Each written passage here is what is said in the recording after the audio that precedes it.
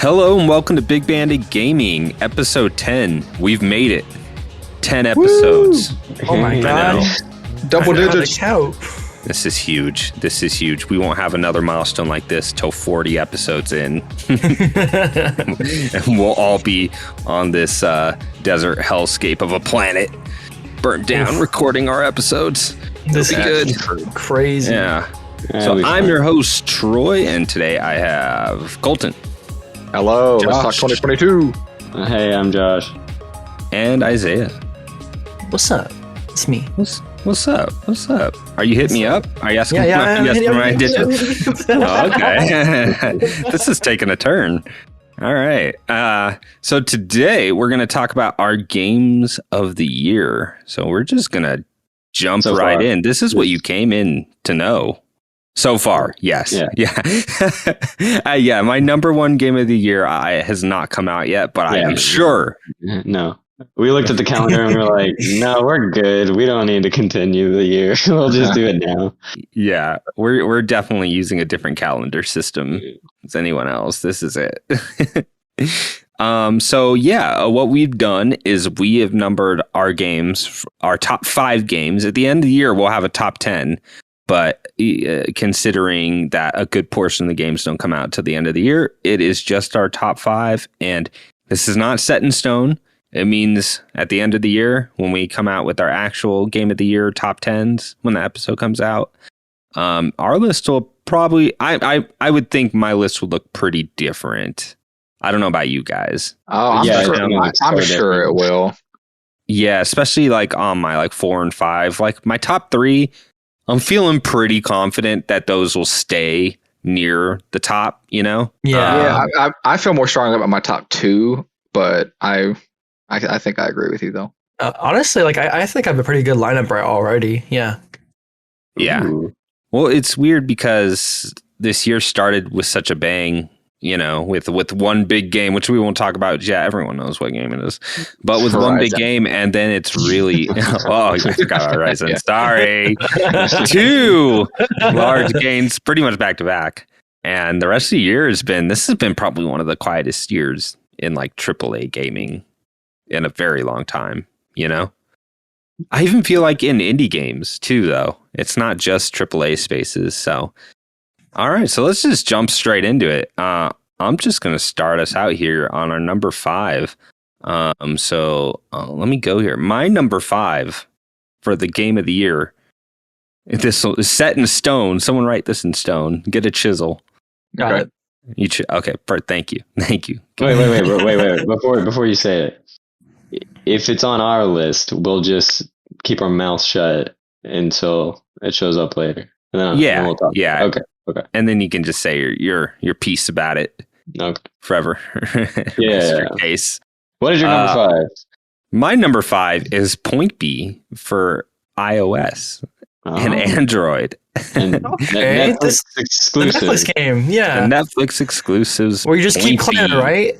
Which is, you just keep climbing instead of their last game where you just keep falling. So they really flipped the entire game on its head. But yeah, it's great. It's been probably, Diablo. I thought Diablo Immortal was going to be the game that I'd be playing a lot more of on my phone this year, as far as phone games go. But Point B is the one that it's just very addictive. You know, one of those like score chase games, and those don't always get me. But for some reason, this game got me. What are you in that game?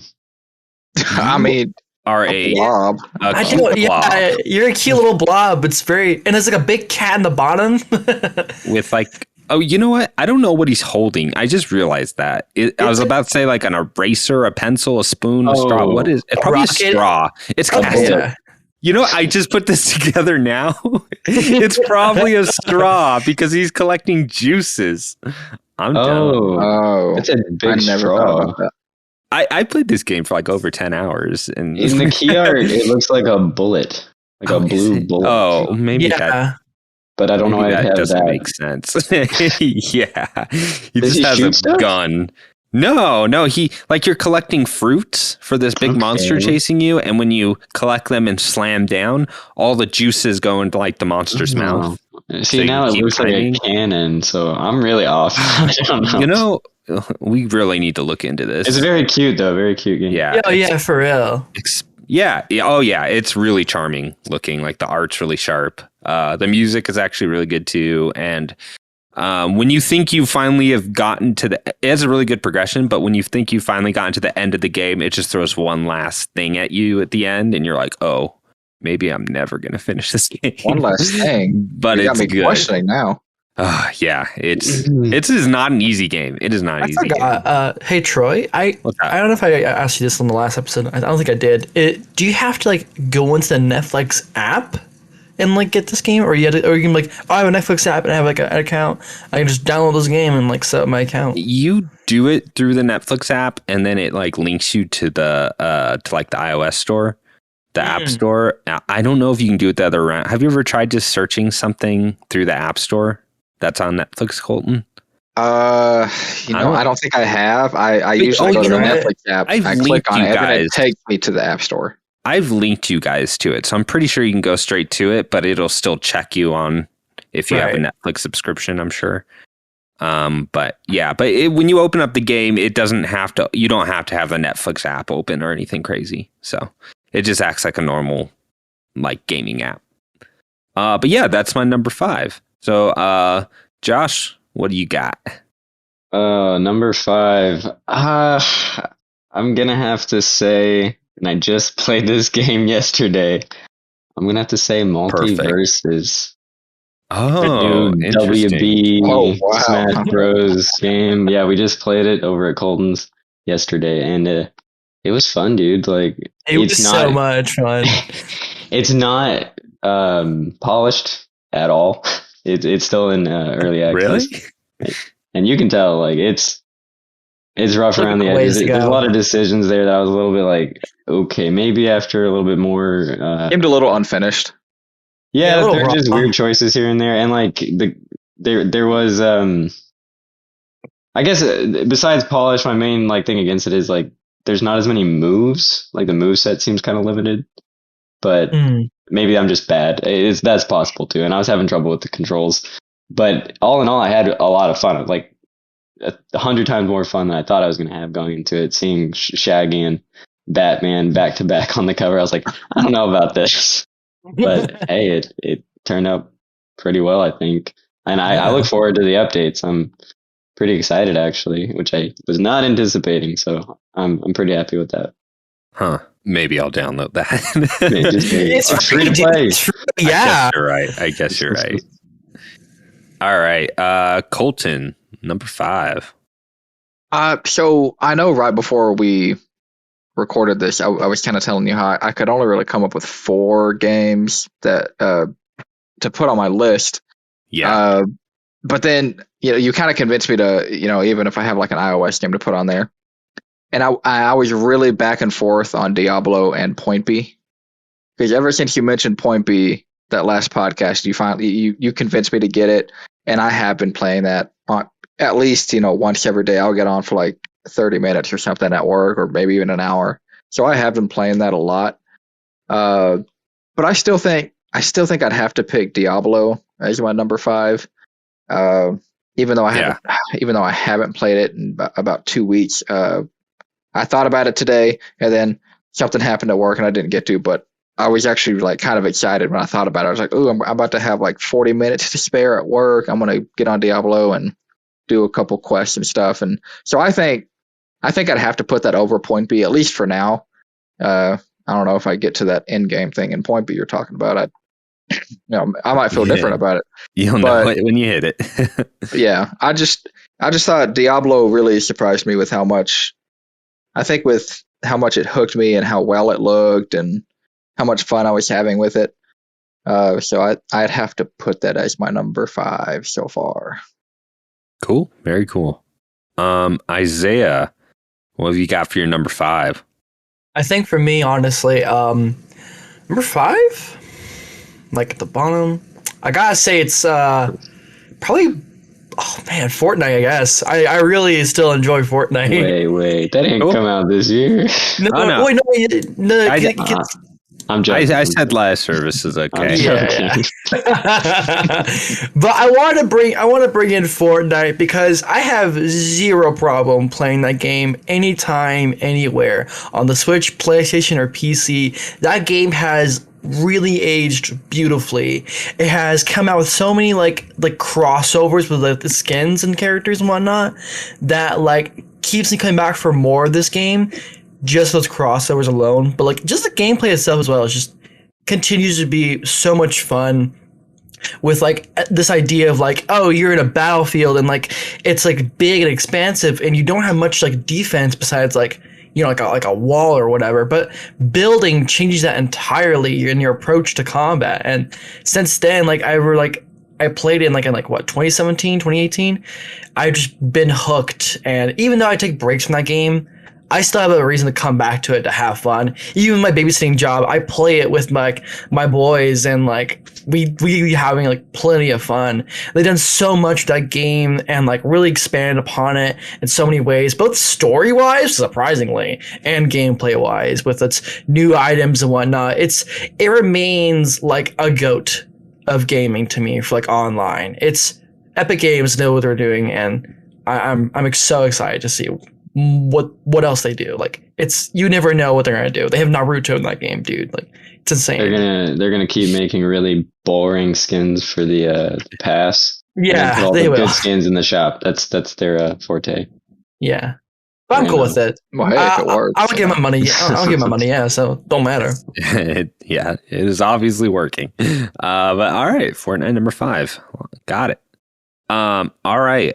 So we are down to number 4 now. I know. All the way. God. All the way. So close to 1. Going so fast. All right. Number 4. My number 4 is Stray for the PS5, which just came out 2 weeks ago? Never heard of it. Never heard of it. I know. Yeah. No one's been talking about it online. Little known game. Didn't blow up. Steam says it has mixed reviews. Yeah, I don't know about this game, Troy. I'm sorry. I just saw something in the doc saying Troy talks about Stray, and someone just deleted it in real time. Sorry.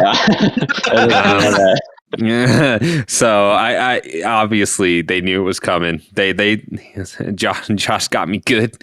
So honestly though, Stray is awesome.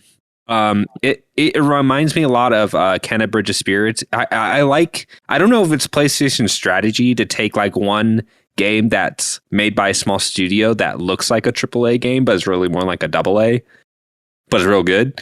But Stray, I really just like the environments, like the city environments and all the dialogue that the robots have, and their little stories, and it just has a lot of character. The cat itself has a lot of character in that they motion captured really well. They put stuff in the levels designed for you just to do cat stuff. There's working keyboards everywhere where you can just step on it and you'll just see on the screen, it'll just be P, P, P, P, P, P, or X8, like cats do. Or cans and paint cans that they knock over, or pianos, pool table, just anything that you can knock down. This cat can probably do it. But just the interaction between your little robot buddy, your main character, the cat, and all the robots, it just works together so well. And in the game, you get about 3 of these main city hubs, and every hub has a really interesting angle to it. Or whether it be a nightclub or a shop or, or just apartments or a treehouse. Yeah. And everything is super dense. It actually reminds me a lot of as far as just the setting, it reminded me a lot of Midgar from the Final Fantasy VII remake. Oh yeah, it's just an enclosed city with no, where you look up and it's just a metal roof. Yeah, and you think it's stars, but no, those are lights. Those are metal lights. Yeah, but it's just a really good looking game too. And so I really enjoyed Stray. So I did beat it a few days ago, and I mean, it might gameplay wise, it might be a little simple. It's not you're gonna have a bunch of attacks or you're not going to have like, it's not like a Super Mario Odyssey where you're going to be chaining together these acrobatic moves. Like it's all very like set points on what you're going to platform. But, you know, at the same time, when you're looking at it, it doesn't look like a big floaty, you know, if your cat had a double jump, it'd probably look pretty dumb. So I see why they did it. And it probably made, at the end of the day, it probably made the platforming less frustrating for you not to be able to just like fall off edges, you know? So I get why they did it. But yeah, overall, really enjoyed it. Good game. All right. And so, Josh, what do you got for your number 4? All right. My number 4, I think I talked about it last podcast, is Loot River. Oh, really? Really? Wow. Did you play more? Yeah, I played more of it. I'm really bad at it, I will say. But a lot of the things that I didn't like about it at first, I think were just growing pains, getting used to the movement in the game. Like again, you move around on these like platforms that are floating in a river. And I'm not so upset about the name anymore, being called Loot River, and the loot system not giving you like that much loot. I'm actually enjoying the upgrade system. You kind of go on a run and try to collect blue orbs so that you can, you know, upgrade your what weapons will spawn in the on your runs. So you're kind of, as you go, increasing what loot you can discover out on your runs. So I guess since I was so bad and early on, yeah, there wasn't that much loot, but as I play, there's more and more that I can get, and like I've got like a knight's helmet and different magic now and different heavy weapons that I'm really enjoying. So yeah, it's deeper than I thought it was, and I'm still pretty early on, and that's mostly because I'm just bad at it. I can't get past the second. The boss just keeps. I guess it's technically the first boss. I don't even think the first area has a boss.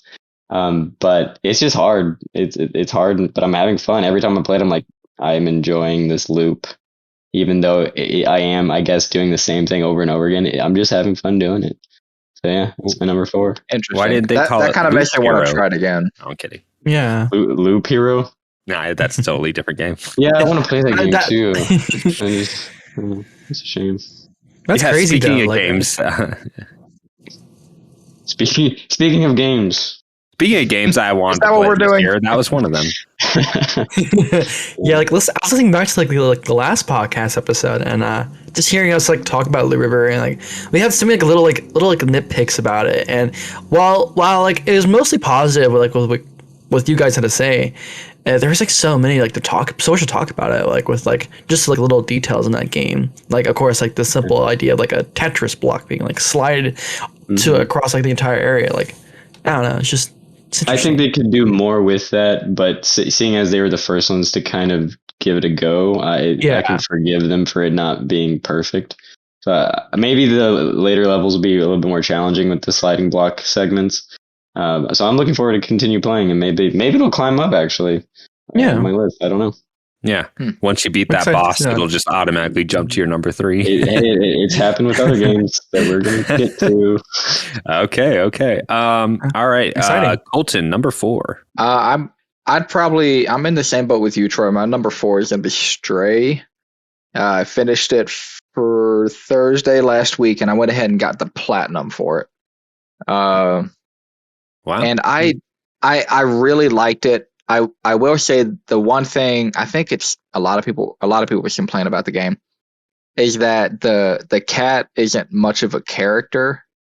Yeah. Like, you know, a lot of people are like, oh, the game is about, you know, you're a cat, you fall into this world and you're trying to get out, you know, get back to your family. But I feel like I feel weird saying it, but like I feel like the cat doesn't care about that. I mean, I know it's a cat and whatever. But even like I heard someone on a podcast say, I can't remember who it was, but they said, you know, what would have done so well for me for me liking the cat more is if like halfway through the game, a robot has a picture of another cat or like a cat outside, and then the cat kind of like walks by the picture, looks at it, tilts its head or something. You know, give the cat just a little bit more emotion, make me feel like the cat actually wants to go outside.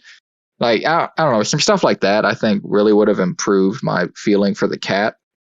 But I think the game quickly, because it started out with me wanting to play the cat, play this character, the cat, but it very quickly evolved into me just wanting to see more of the robots in the world that the robots built, once, all the humans were gone, because that's what the game quickly became to me, was just a game about the robots, because I liked the robots. They had such fun, like goofy personalities and the way they moved, and they're really well characterized. Yeah, it is so good. Like I kept telling Victoria as she was like watching me play it, I was like, I want a movie about these robots. I think a movie about these robots would be one of my favorite movies ever. I love it.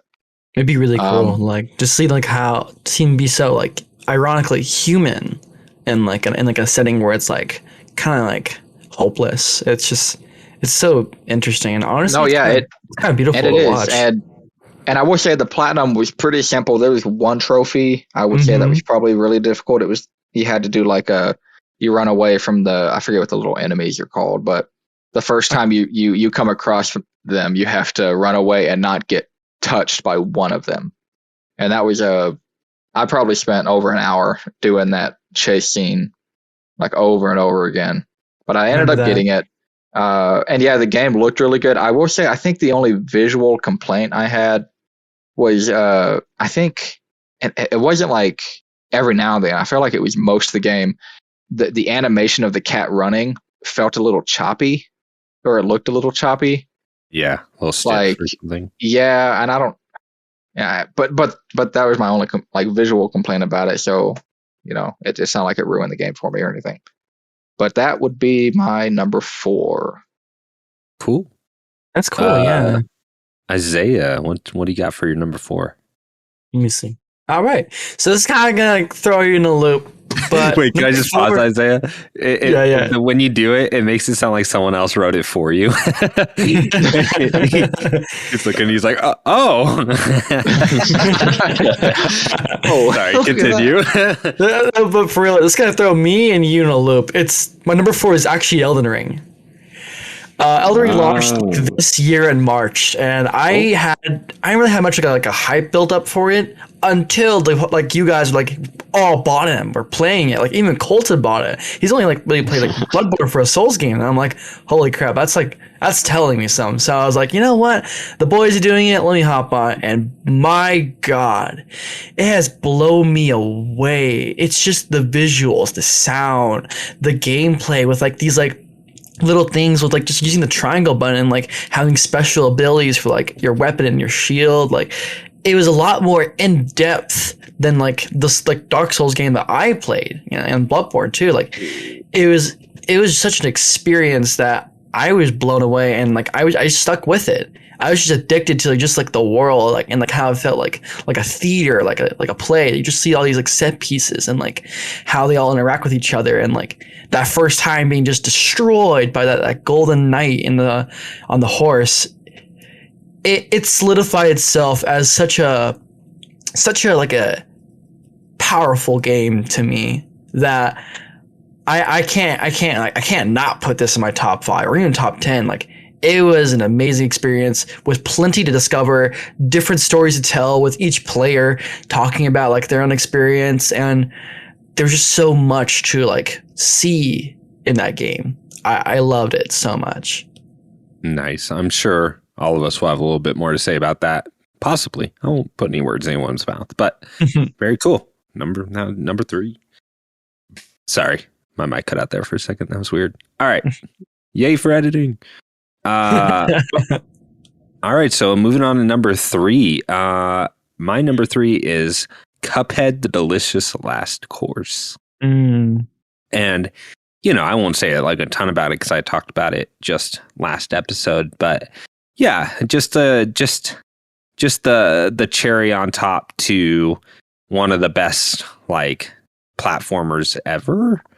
Or I know it's more like a boss rush game, but I still think of it as a platformer.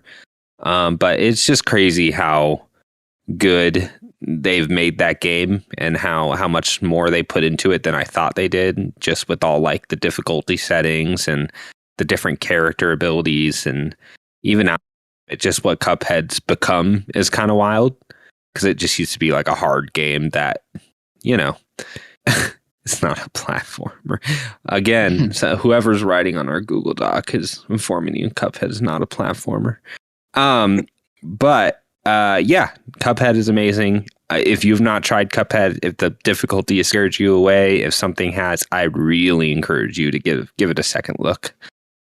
Because they really have done a lot to tune it and make it accessible. And don't feel bad if you have to lower a difficulty, or even without the difficulty, the new, like I said last episode, that the new items they put in just makes the game a lot more digestible. So yeah, Cuphead, the delicious last course, is number 3. All right, Josh, what do you got for number 3? Whew, sorry, I gotta get back off the dock. Let me find where I was in. My number 3. Wait, before you start, what is Cuphead, Josh? God. What genre is Cuphead? I don't know. You run and gun. Okay. I'll give you that. I'll give you that. Thank you. My number 3 is Nobody Saves the World. Came out really early this year, I believe. That came out this year? I'm gonna double check. Hold on. Keep going. I'll check for you. It's too late now. It is. All right. I'll check on it though. It is I would say a spoof on Zelda, like old school Zelda games. It's really silly. It doesn't take itself serious at all. You're just a nobody character who falls into a situation where you just you find yourself with a magic wand and the ability to change into a bunch of different other creatures. And those creatures give you access to different abilities and things to get you through different situations so you can keep progressing. And the game is all about progression. Everything is just progress bars and experience points. Can you guys hear me? Because my mic's been chopping in and out. No, you're good. You're good. Okay. Really by the way, this came out in January 18th. So yeah, you're good. Just cut it. Yeah, I'm reading now. Okay. It is a very good game that doesn't do anything special at all. It's just well made. I believe it's by the Guacamelee developers. It totally is. Drinkbox. Yeah, and I never played that series because I didn't like the look of it, and I don't like the look of Nobody Saves the World. The art style is not for me. It's probably for a lot of people out there though, so just like go look at a screenshot of it. It's gonna grab you just with the art, and if you're into old school Zelda games, like this is it's not gonna quench that thirst for like a true Zelda, but you're gonna get references and like mechanical references, and it is trying to kind of push the boundaries of like what we accept in video games, or like why I think they're asking a lot of questions with their mechanics, like why do we like doing this, like why is this good game design, or why is it not? And I think they do a pretty good job of that.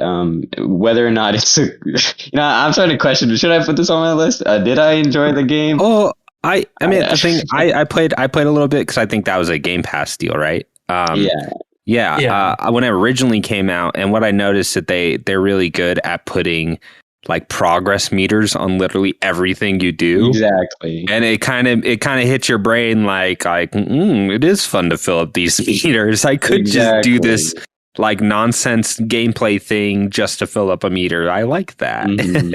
Yeah, and it's cool because you can like combo different powers from the different creatures you get. I guess after the second dungeon you get to do that. So it's pretty cool. It's an interesting little game. Yeah, it gets deeper, which I was actually pretty surprised about. Because before that I probably wouldn't have put it on the list, but it gets a little bit deeper. So it was fun. Yeah, Drinkbox is a cool studio. If you like Metroidvanias, that first Guacamelee is like super solid. Good Switch game. Cool. Yeah. It looks really charming and very like just detailed. Like it's surprising how like good this looks. Yeah, it's cartoony in a fun way. Yeah. All right, Izayah, what do we got for your? Nope, sorry, Colton. No, yeah, I was gonna say like what do we got for your number 3? So my number 3, I don't know if it's because it's been a little bit since I played this game, and I played my number 2 more recently. But this was originally my number 2, but I think I moved it down to number 3. It was Horizon. I think I don't know if I moved it down, and I don't know if it'll stay below my number 2. But well, I mean, I guess we'll figure that out later. I really liked Horizon, but I also really liked the first one. I really liked the combat. I liked I liked learning how to kill the other robots, like in different ways, and to use different weapons and all that. And I think this game just does it. It does the same stuff, but it adds to it. It's not really, it doesn't remove anything. It just kind of gives you more, kind of more gameplay mechanics to use. And I really enjoy that. It's definitely the best looking game I've played this year by far. It looked fantastic. Every cutscene, even just in the middle of playing it, it was so good looking. I liked the story a lot. And it was easily set up. The end of the game is easily set up to, for a third game to round off the trilogy. So, I'm looking forward to the third one. And I think gameplay was really increased from the first one with this game. I mean, even just mobility was greatly improved with the glider and the, what do they call that thing? It's like a grapple hook, the pull caster. Like that, it made combat scenarios, I think, a lot more fun. You can be surrounded by robots, and there's a cliff right next to you. You can pull cast your way up there. If you hit circle right when you make contact with the cliff, you launch yourself in the air. You go into slow motion, then you shoot 2 or 3 arrows, and as you start to fall down, you can glide your way over the robot you just shot and do a slam attack on another robot. I mean, I think you're able to chain your combat a lot better, and that just that tickled that part of my brain. I really enjoyed it. Yeah. So my favorite part of the first Horizon was the combat. So I'm curious, the improvements in combat. Do you think is this your preferred game in the series now? Like, is this your new favorite? Oh, I think yeah. Okay. I can't really think of anything in the first game that I liked more than this game. But like I said, I felt like they just improved everything. Okay. Now, that's up to everyone to say how much, it's up to them to say how much they improved, or even if they did improve on anything, but for me, I feel like combat was improved, mobility was improved. Even like the puzzles you can find throughout the world, having the pull caster, now you can you can pull a box towards you or kind of swing to, it even made like the puzzles a little bit more dynamic throughout the world. And some of them, they actually stumped me for a little bit. So I like that in games. I know some people, if they spend longer than a couple minutes on a puzzle, that it might aggravate them, but I love it because I feel like I'm getting my money's worth, when I actually have to think about a puzzle, Yeah, I think it's nice for like a breather between like combat sections and stuff to have. Yeah, me too. I agree. That's how I felt about like Jedi Fallen Order. They had like stuff like that too, and it was like really fun and surprising too. Yeah. It's funny that, Josh, you said that combat was your favorite part of the first one, because that was the thing I liked the least about that first game. So when Colton was telling me about those combat differences, it's maybe the first time I'm like, oh, that does sound good. Because in that first one, I just felt like everything became so arrow spongy. It just took forever to kill everything. You just gotta get more creative, man. Yeah, there's like quicker ways to take down enemies, like because they're more susceptible to certain attacks. Right. Maybe that was just more than I wanted to put into that game at that point. I was just like, I want to shoot them, and I had some issue too with like Troy's hat. I was like, I always felt like like the bigger like robots, like those felt like really arrow spongy to me. But now I was just like, I don't know. Part of me, another one of these. God, I've always felt like the bigger the enemies, I'm like, oh, they're gonna have a lot more parts to them, so they're gonna have a lot more weak points. Yeah. So I kind of felt the bigger ones. They go kind of quick. It's usually the small ones that are really quick, and it's hard to hit their weak points. Those were always kind of a problem for me. But I think the quote unquote boss battles in the game with like the really large unique monsters, they're like lengthy combat sections, but I never felt like, oh, it's a bullet sponge. It was just like, oh, this is really entertaining. Like I'm enjoying this. This is exciting. It feels epic, you know. So I just disagree with Troy. That's all I have to say. Troy's wrong. Well, whoa. I mean, to be fair, this isn't the game's fault. It just, man, they just picked the worst times to drop those games. Both of them. They do. Just terrible. Yeah. Like that game got dropped right between Persona and Nier Automata for me. And so, of course, I was just like, I'm just going to get through this because I bought it, you know? So I do admit that, you know? That's your, wait, for the first one? Yeah. Don't you mean Breath of the Wild? Or no, what are you talking about? No, if I remember right, like Breath of the Wild was there, but also Nier and Persona were like right around there as well. I think you're the only one that's like 2 weeks later said you're the only one that's ever referenced Nier and Persona around Horizon Zero Dawn. That's usually Breath of the Wild I hear about. That's because I waited to play Breath of the Wild a little later on my Wii. Oh, that's right. You did. Because all those other games came out, and I'm like, I have to really pick and choose here. that was just a crazy summer. I don't think so. Well, maybe Persona. I could have done without because I felt so stressed finding that. Nier Automata is. All right, cool. So we are down to our top 2 here. Nope, sorry. That's right. All right, Izayah, what's your number 3? I just want to say, I got really stressed out playing that game, Horizon. Anyways, number 3, it's Multiverses. That game just came out. Wow, I made it on 2 lists. Okay. Dang. Yeah, I love that game. First off, just like the art style, like everything fits, everything's cartoony, goofy, and like it just the cast itself. Even if you don't think like Batman's not a goofy character, they implemented him like enough to where it's like, yeah, he fits with the Looney style and whatnot. Then, like, of course, like the gameplay itself. I first had issue with like the controls and like how and like it felt, because to me it felt floaty versus like Smash Ultimate's like restricted, like clear gravity, like very clear. But as I played more and more, it felt more comforting to play like this sort of like floatiness to it with each character that I tried out. But like my biggest like gravitational pull to this game that made me want to put in this list was the fact that it's so accessible. I have an issue with like my Josh or Dalton coming over with me and Colton and like us playing a game, like choosing one. Smash is never really on the table, but with like Multiverses, I felt like it's like brought this like hope that like gamers or like even non-gamers just pick this up and be like, yeah, this is like fun. It's silly. It's dumb fun. And regardless of like very goofy. Yeah, regardless of like what you think of like a platformer fighting game, you're gonna have fun. Even my own partner, who does not like Smash and like mainly plays it casually for the story, like the little story mode, that thing with like spirits.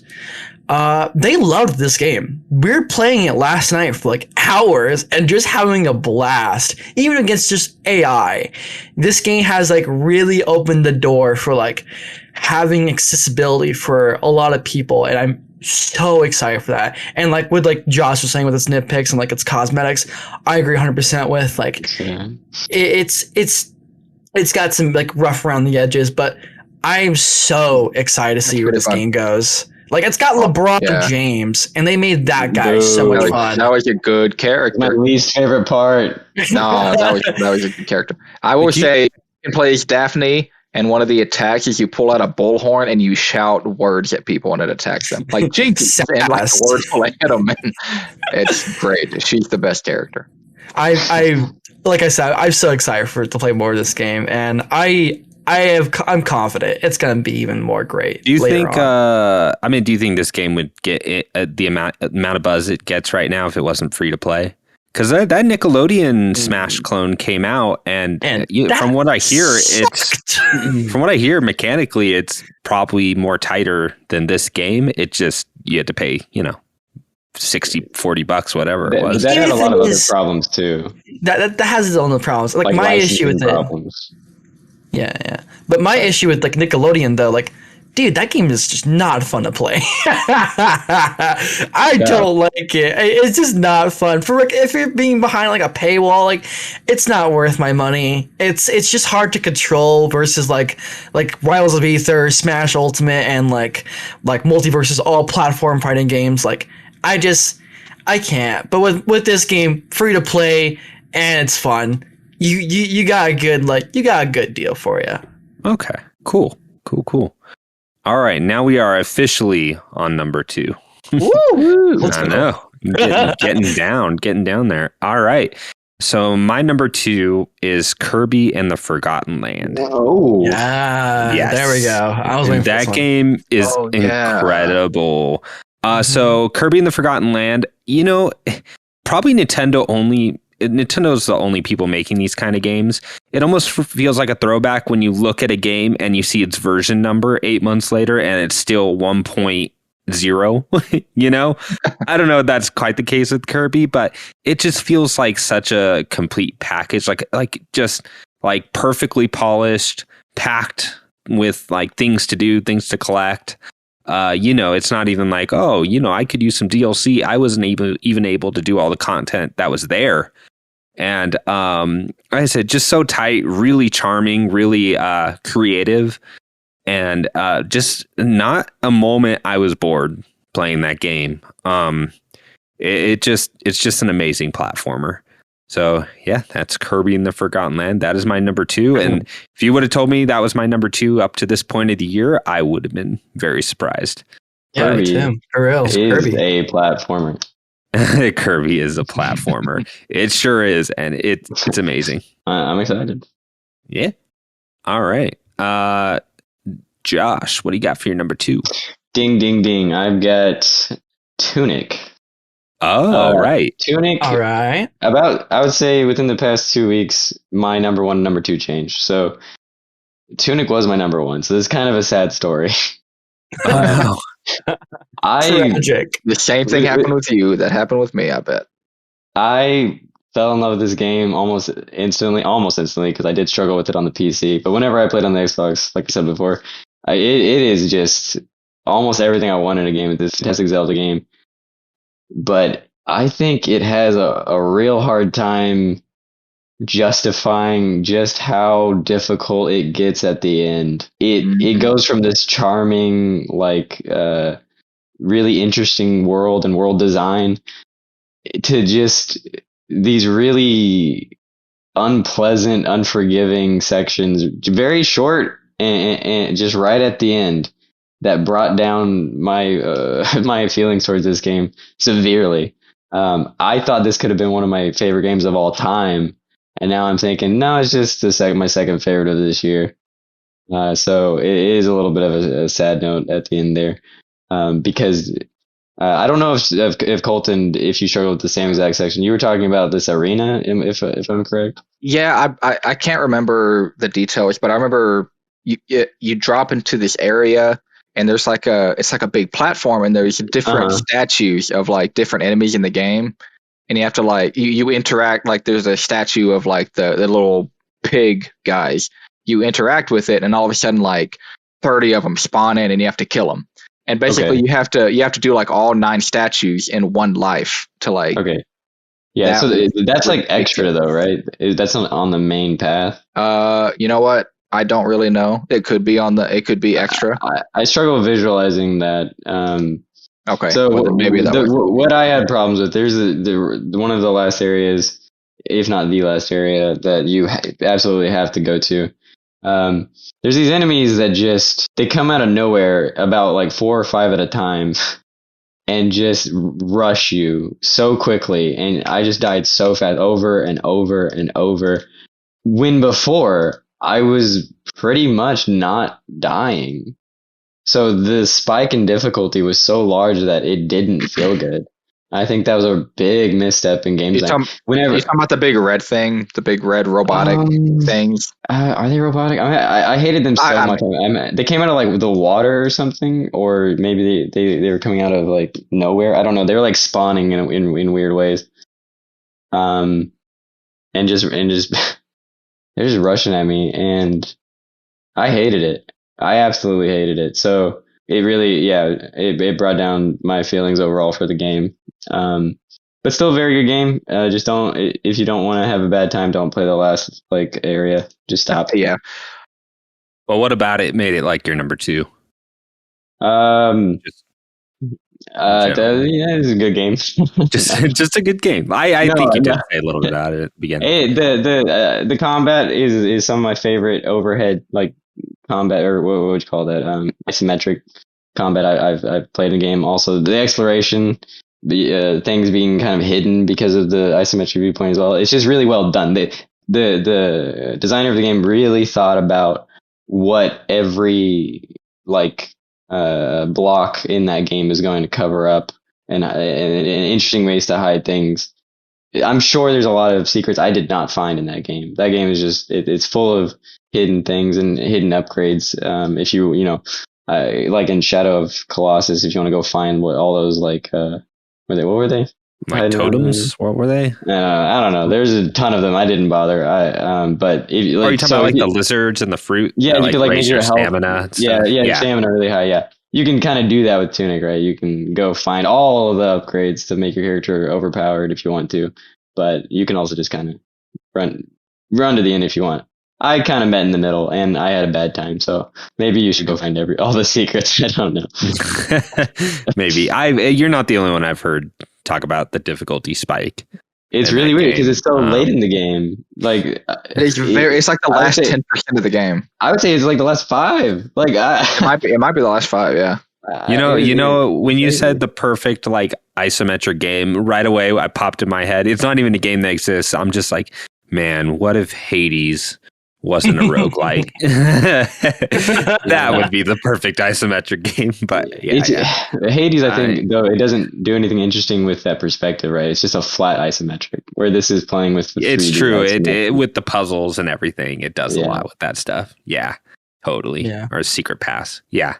That game hasn't hit me as hard as it hit you guys or other people, but I do respect it for what it does, especially considering it's made by a really small team, if not like a single person. I think it was mainly one person, but then like maybe 2 other with people. Some help, I'm sure. Yeah, but still, that's still wild that game came out as polished and good as it is.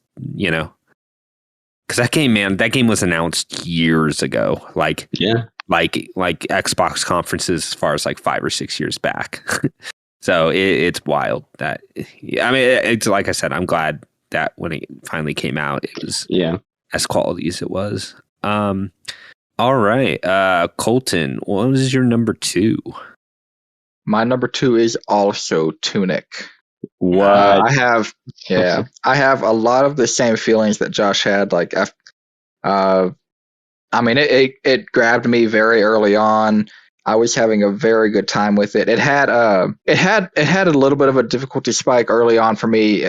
There's like the first area before you even have a sword, you have to fight a boss, and I remember I must have spent like 30 minutes on this boss, and then right after you fight the boss, you get your sword, and pretty soon after that you get your shield, and that's when the game, like, the difficulty kind of, I don't know if it plateaued. Like, it still increased, but it increased at a slower rate, which I think made the game really fun for me. I wasn't frustrated the whole game.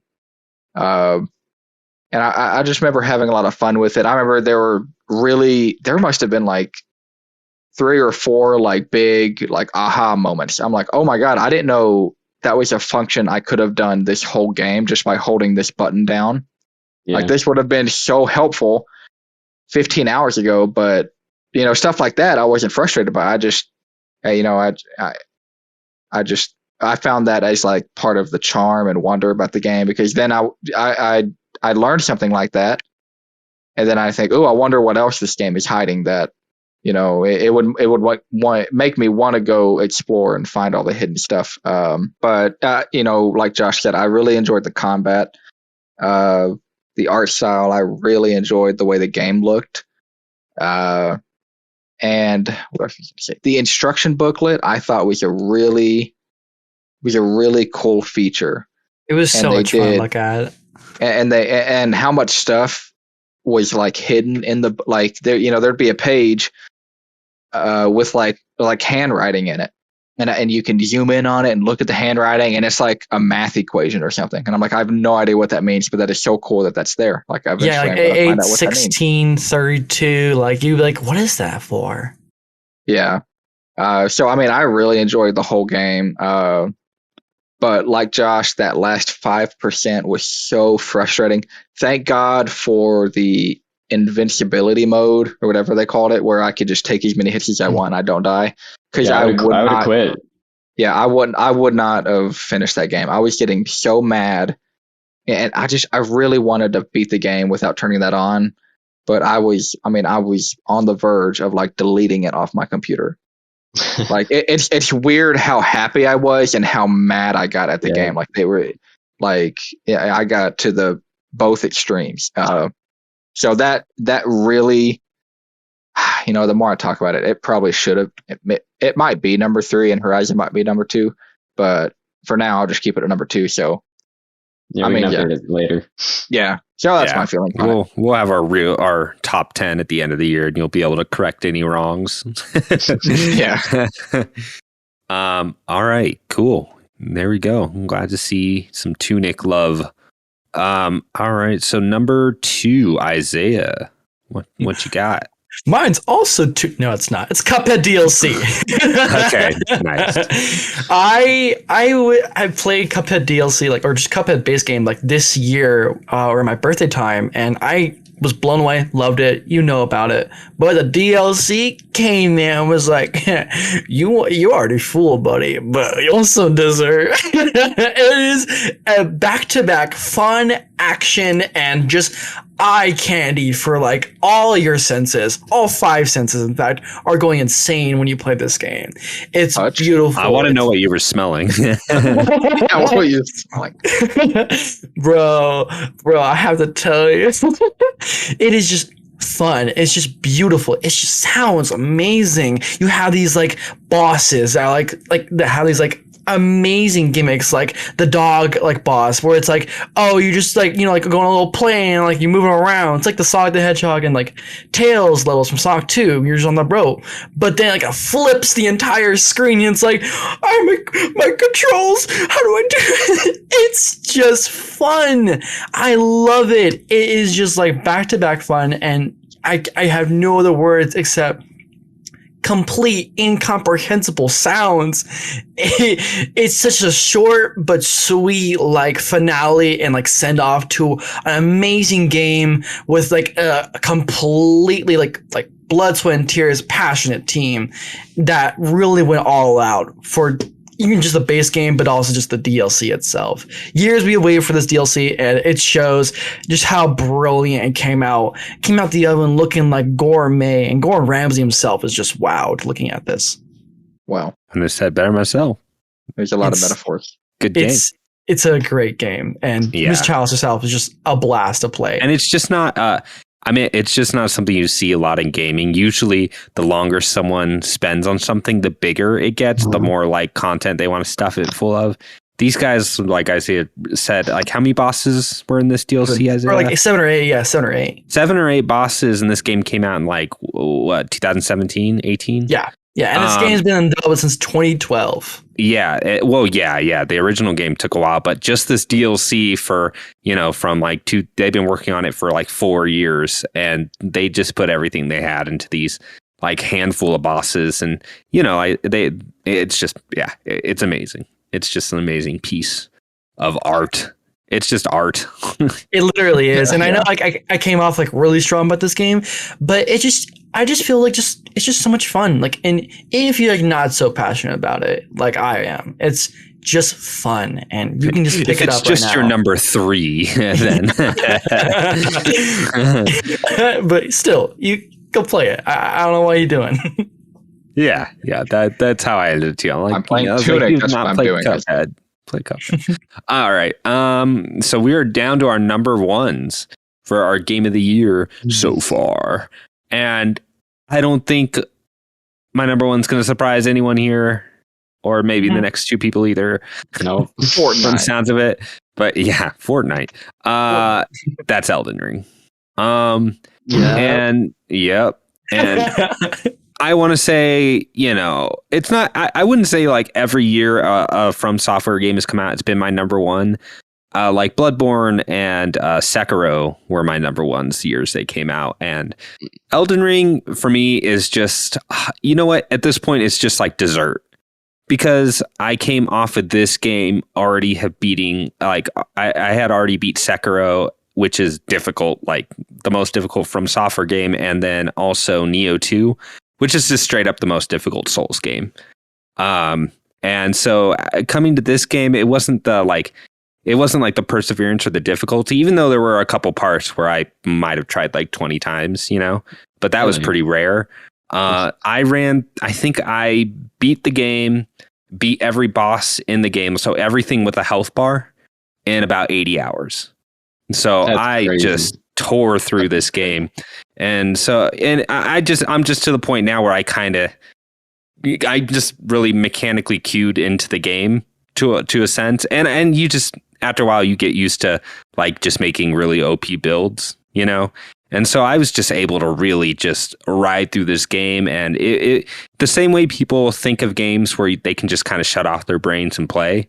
I know most people don't think of like Souls games as that, but that's what it ended up being for me. Once I got past that initial hump of the first area and started leveling up and doing that stuff, it was just something I was able to play, shut off my brain, and just go. And it just never stopped. It's like, it was like all you can eat, like From Software, because there's just so much of it. There really is. You're so good at this game, because I agree it's not the hardest Souls game, but man, like I didn't just shut off my brain for any of it. Yeah, I could not do that. I will say though, like from like someone who's also played like the Souls games and whatnot, like maybe just two of them, this game does feel like sometimes just like oddly relaxing to just go through, even though like it gets like really high end. The open world part, there is that exploratory nature where not you can get on your horse and you don't have to like fight your way through every inch. And like I said, I wouldn't say like every single like part of it I was asleep. There were a couple like dungeon areas where I'm like, oh, there's poison everywhere and I got to run up this ladder, and but that was a smaller percentage. A lot of the game for me was like clearing the open world, marking things, finding out secrets, that sort of thing. And I've just been experienced up to this point with how Souls games kind of run and feel, that even the parts that were difficult were still not quite as difficult as like maybe the harder stuff in Sekiro or in Bloodborne, like the Chalice dungeons or whatever. But like I said, it's just to me it was just like a never-ending dessert tray. And I left, by the end of it, at 80 hours, like within 2 weeks, I was like, okay, I'm good. Like I didn't even, and that's part of the reason I didn't go as far as even Colton did and platinum it, because once I played that much in that span of time and I did exactly what I wanted, I was like, I'm going to beat every boss in this game. And and it's not like I did that blindly. At a certain point, I got to where I thought, okay, this is like the end game. And I just looked up a list of, okay, where's every boss? And I just like check marked like, oh, I beat him, didn't beat him, would go do that. And that was really relaxing. I don't know how you'd remember that. That'd be, I'd look at the map and be like, I don't remember where any of these bosses were. Yeah, well, I mean, the way I did it is when you enter a dungeon, it marks itself. And I rarely like found a dungeon and then left it before I beat the boss. Oh, I guess. So a lot of those bosses, if the dungeon wasn't on my map, I'd be like, oh, I've obviously haven't beaten that boss. And I was pretty thorough when exploring that most of just the bosses that are roaming, I either mark them with like a certain marker, or I just didn't see them. And that was like pretty clear to me when reading the description of the boss. So I was able to clean up, and that was kind of relaxing too, because it was to the point where now I'm like over leveled for these bosses. So I would just like rip through those dungeons and just be like, all right, 4 hits and boom, I'm out, you know. Might I say, how gangster of you to say that? You were like, oh, well, if I've been there, I've killed the main boss there. Don't worry. That's how I figured that okay, out. no. There are a couple instances where I did mark and I left. You know those weird skinny dudes that have like the rings, or they shoot at you. They're like real lanky dudes. Oh, like they're made of crystal or something? Yes. There was one of them where there's 3 of them. Oh, that was different. And I butt my head against that so hard. And then finally I'm like, you know what? I'm being dumb. I think I'm just under-leveled. And sure enough, I came back like 20 hours later and it was like a lot more manageable. You said crystal dudes. Are you talking about like those crystal like they're like golems and you have to like stagger them to Yeah, you have to like break off their like their easy, armor. Dude. You're crazy. Oh no, there's a part where you fight 3 of them. They're not easy when you're like there's a couple under. when you fight. First time is, yeah. I don't know. I think know. I think I was under level 2, and that was kicking my butt. I had to come back. Yeah, that one I had trouble with. Me too. But for the most part, and you know, and what made it easy too is like, you know, I did find the mimic. So a lot of those bosses, I was able to summon like 2 of me. Yeah. And it just so happened that my build ended up being like the OP build in the end game. Because I started saying I'm going to make a Dex character with a bleed build. Like, I wanted to make like a Dex Katana character, and I found one with bleed. And then once I beat the game 2 weeks later, that ended up being like the main strategy to beat like the hardest boss in the game. Yeah, but early on, bleed was actually broken like to the point where it didn't work. So I wonder, like, did you play like shortly after they fixed it, or were you playing with it broken? I might have been playing with it broken, but I like I said, I've played enough of these games by this point that I they're still Dark Souls enemies. Like they still move like them. They animate, and it's just been so burned into my brain now that I can play these games pretty easily at this point. I'm not trying to like humble brag it, but it's just because you've heard enough. It's not humble at all. No, humble bragging. I'm not humble. I'm decent at these games. Whereas, give me like a first person shooter, give me like Apex, and I'll be like, wow, I suck. So, I mean, your cousin like burned through all Souls games like during Elden Ring's launch, didn't he? My nephew's crazy. He just played all 3 Personas in like under a month. So I don't know what he's doing. But it's insane to talk about. That's a crazy amount of gaming. But just like ending points, I think it's just such a such a playable game. I don't even know how to say any differently than that. It's just it's not. There's nothing between you and the game, you know, like you jump in it and you're there, and it's very 1-to-1. There's not like menus or mechanics or not too much like stopping you, just enjoying running around and killing stuff, you know? So it's both a very complicated game and both just like a very mindless game to me in a weird way, which I really enjoyed. That's insane. After Neo 2, I feel like they'd have to do a lot to make a game harder than that thing, because that thing is like such a brutal game. But yeah. Awesome. All right, Josh. My number one is also Elden Ring, and that's crazy. I have to say, I came around. That's crazy for you. Yeah. Yeah, I had such a bad time on our Elden Ring episode. I was not as high as anyone else on that. I don't know. A lot has changed, but I have to say, Troy, you're crazy. Like, you're saying like there's not that many barriers into playing. This game is still a Souls game. Like there is still so much like mechanics that are just hidden that I didn't know about some of them until I was done with 150 hours of the game. There's like the 4 items that I didn't even know you could use, like they were reusable items. I didn't even know they were in the game until I was done with my playthrough. Oh wait, are you talking about the what do you call them? The those patterns that you can use with the item that like up all your stats or. No, you're talking about the great runes. No, see exactly. That's another thing. Like you can totally not use those, and you wouldn't notice. Like you're like, why did I go to those 2 fingers on the towers all those times? Who knows? It doesn't matter. You can play the game without it. There's this other item that you gotta collect, and you gotta use it from your menu, and then it'll allow you to up your stats or whatever. If you switch your great rune, you can do other crap. You can turn it into Bloodborne where you regain health when you hit an enemy in a certain time frame. There's so much. It is not a service level game in any way. Like you can't just be like, oh yeah, I can just run in and hit stuff. Like no, you're gonna die. Like you need to figure out, what does S scaling mean? Like why do I have E, D, and whatever in these stats on this weapon? Like it's still a Souls game. It's still confusing. I mean, it is, but once like I figured that stuff out 12 years ago with that's my point. Like with Demon Souls, for you, for me, it's like, very different. Yeah, and for me as well. Like I understood most everything that was happening in the game, but there were still things I was like, what are they doing here? There's always something like that in From Software games. Like I have no idea what this new mechanic is, and it's going to take me a while to wrap my head around it and really take advantage of it. I'm probably going to have to look it up in a guide. So yeah, you're crazy. That's.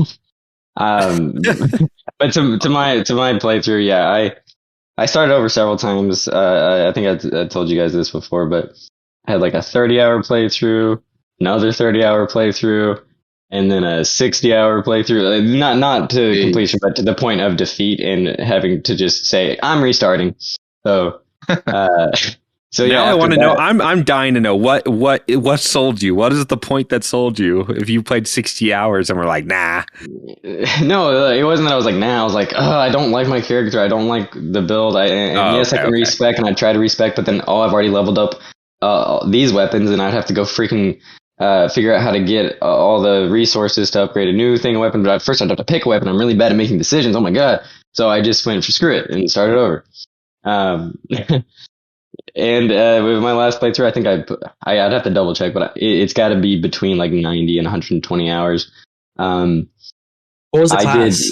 I did everything. So I ended up going with like a mixture of what Troy did with lightning. I did a lot of lightning spells. Whoa! So I was using the arcane seal to use my incantations, but I was exclusively using lightning. And it was really fun too. Is that arcane seal? Is that the one that like weighs nothing? Do any of the seals? Do they weigh anything? Oh, maybe that's what I'm thinking of. No, yeah. So the arcane seal it's red. And that's the best description I have. Oh, never mind. It looks bloody. Mine was gold. Never mind. Yeah.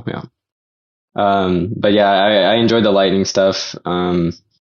What turned me around on the game? I think there was more to it than I was giving the game credit for in the early parts, because I was making myself do everything.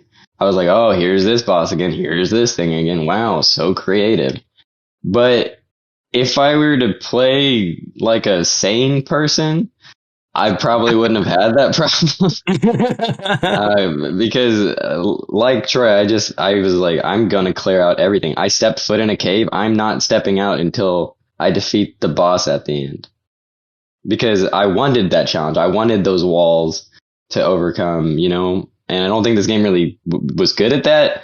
But I have to give credit that it was at least fun. A lot of the boss fights were still fun. I think just with such a big game, it is so easy to let the player have ways to become overpowered that the fights become trivial. At least some do, depending on what your strengths are with your build. But you'll still run into stuff like you run a bleed build, you're going to run into your problem, Troy, with the golem things is that bleed builds suck at taking out those crystal golems. Anything that's rocky and crystal, yeah. So, but the lightning breaks it super quickly. So I never had any trouble. Yeah, I had trouble with those guys and the big crystal bowl, like on the top of what was that? I'm already forgetting names. Some terrible names. Me too. The Volcano Manor, like the top Volcano Manor, that Bull Rush charge, dude. Ugh, Yeah. But you guys, I had heard someone talking about how the last part of the game was kind of downhill. Like it kind of just goes downhill. Was that one of you? Was that you, Troy? No. I thought originally when I played it, I just thought maybe there were some like balancing issues at the end of the game, but they could have patched all that like 1,000 times from here to now. Do you mean like the bosses were too powerful, or? Well, just like difficult, like weird difficulty spikes where like I would just be running and just destroying things, and then there'd just be like one little section where I'm like, oh, this is oddly like this thing is oddly really powerful, and I would still just, I would maybe die once or twice and get it, but it was just, I could see it being uneven for people. From my viewpoint, I think that it was still in there. Okay. Well, there you go. The last section of the game, I think, was harder with the standard enemies, but strangely enough, I was telling Colton this yesterday. I killed Millennia on my second try. Like I almost killed her on my first try, and I never once got hit by her attack where she slashes a bunch. I can't believe that. That's insane. Yeah, that was like Troy's biggest like hurdle. Was that? Yeah, for as much as I ripped through that game, it took me like a good 2 or 3 hours to get through Millennia. Yeah, and y'all struggled so much for that fight too. I struggle to think of a boss that I like was just beating my head against, because I don't think it really happened. I think I just maxed out my levels. Basically, the potential that I had without farming. I think I was just maxed out because I made sure I did everything in the open world. I was very safe with, trying to not lose stuff. I was at the end of the game, I just kept dying. Like the last area, the crumbling area. What's it called? It's so hard to remember. Yeah. That area, I don't know, something about it. I was just constantly losing souls there. That was the first time I was really like, well, I just can't hold on to my levels. Like I'm already high enough level. I don't really need to level up anymore. So I guess I beat my head against that area, but I didn't beat my head against a boss there. Like once I got to the bosses, it was like, okay, I took 1 or 2 tries and they're dead. That was kind of disappointing to me. Do we want to talk about any spoilers at all? I mean, how spoilery? Very, I guess. Sure, maybe for the next couple minutes, people. Okay. I was just gonna say about the final boss fights, plural, that I didn't really see coming. I didn't know what the last boss was gonna be. I think they did a decent job kind of hiding that from people. I remember that last boss kind of surprising me. One, the fake out when you get up there, I was like, oh, it's this guy? Like, wait, he's gonna be the last guy I fight? That's weird. And I fought him and I killed him in about, 10 seconds, and I was like, that was weird. You must have been pretty old. No, dude, yeah. It's weird too, because like, okay, I used the mimic and then everyone said, well, the mimic's overpowered. The mimic already got nerfed. I literally did this. I beat that guy first try too. Yeah, like he's so easy. It was incredible. His health bar just fell Although away. he did do some cool stuff. So I was really worried. I was so worried. I was like, that was the last boss? Oh no. And then I got into the final area, the final boss room, and I was like, okay, cool, yeah. That was a cool boss fight. The first phase, I was like, okay, that was pretty challenging, but I got it, and I was like, okay, was that it? And of course, it wasn't, right? But I think the second phase was uninteresting. It was kind of just a dragon in a different skin with like the big laser and everything. Yeah, and I don't think it was a good fight, so I'm kind of disappointed. Oh, yeah, I liked it. Yeah. Oh, I thought it was okay. Yeah, I liked it. Yeah, it's hard for me. I can forgive a lot of Elden Ring's like uneven difficulty, whether it be too easy or too hard, depending on your build or where you're at. Just because their last game was Sekiro, and that game is like there's no wiggle room. Like you're gonna play it the way it wants you to play it, or you're just not gonna play that game. Like, yeah, and so I kind of liked that even more than even Dark Souls. They gave you so much wiggle room to cheese bosses or do whatever, you know. But and not to say the game wasn't difficult because of it. It just wasn't, it is more it is still probably the most approachable Souls game. Would you say that, Josh? Even though that's weird to say, it probably still is. I don't think so. No. Okay. I would say Dark Souls is still the most approachable. I was gonna say the same thing. Yeah, because after being Dark Souls and like still not being Elden Ring yet, but like being Dark Souls first, I was like, you know what? That wasn't so hard. Like compared to Elden Ring, that wasn't so hard. Like even like Margit as a boss, like as one of the first bosses you find in Elden Ring, compared to like all the bosses in like Dark Souls, I'm like, no, yeah, this is like a bit more like approachable and like just less intimidating. Are you saying that? Wait, which one's more approachable, Izayah, to you? Dark Souls, because even by just one comparison of one boss, Margit to all bosses in like Dark Souls. Wait, so you think that Margit was harder? Yeah, I think Margit was harder. Whoa. Genuinely. I don't know. I genuinely don't know. Maybe it's a little overpowered, but I'm not saying Dark Souls is easier, to be clear. That's not why I think Dark Souls is more approachable. I think Elden Ring is far easier. Oh, okay. But I don't know. Elden Ring has more tools, like they give you more tools for success. You can, like Troy was saying, there's so many different ways you can figure out how to cheese bosses and different things. So, or they give you like a flask where you can like permanently have like stamina like increase. But I think all of those really helps. All of those options at your disposal is what makes the game not accessible. There's just so many mechanics. Dark Souls is I get it. You had to game Dark Souls is boiled down to a very. If we're talking that's what like Bloodborne did. Bloodborne this is a melee Dark Souls game. Like you don't have to worry about magic. Had this most of this. There's only like 5 stats to level up. Like I think Bloodborne is like dissolves the Dark Souls formula to like a very certain play style, which is a dex build, which is how I play these games anyways.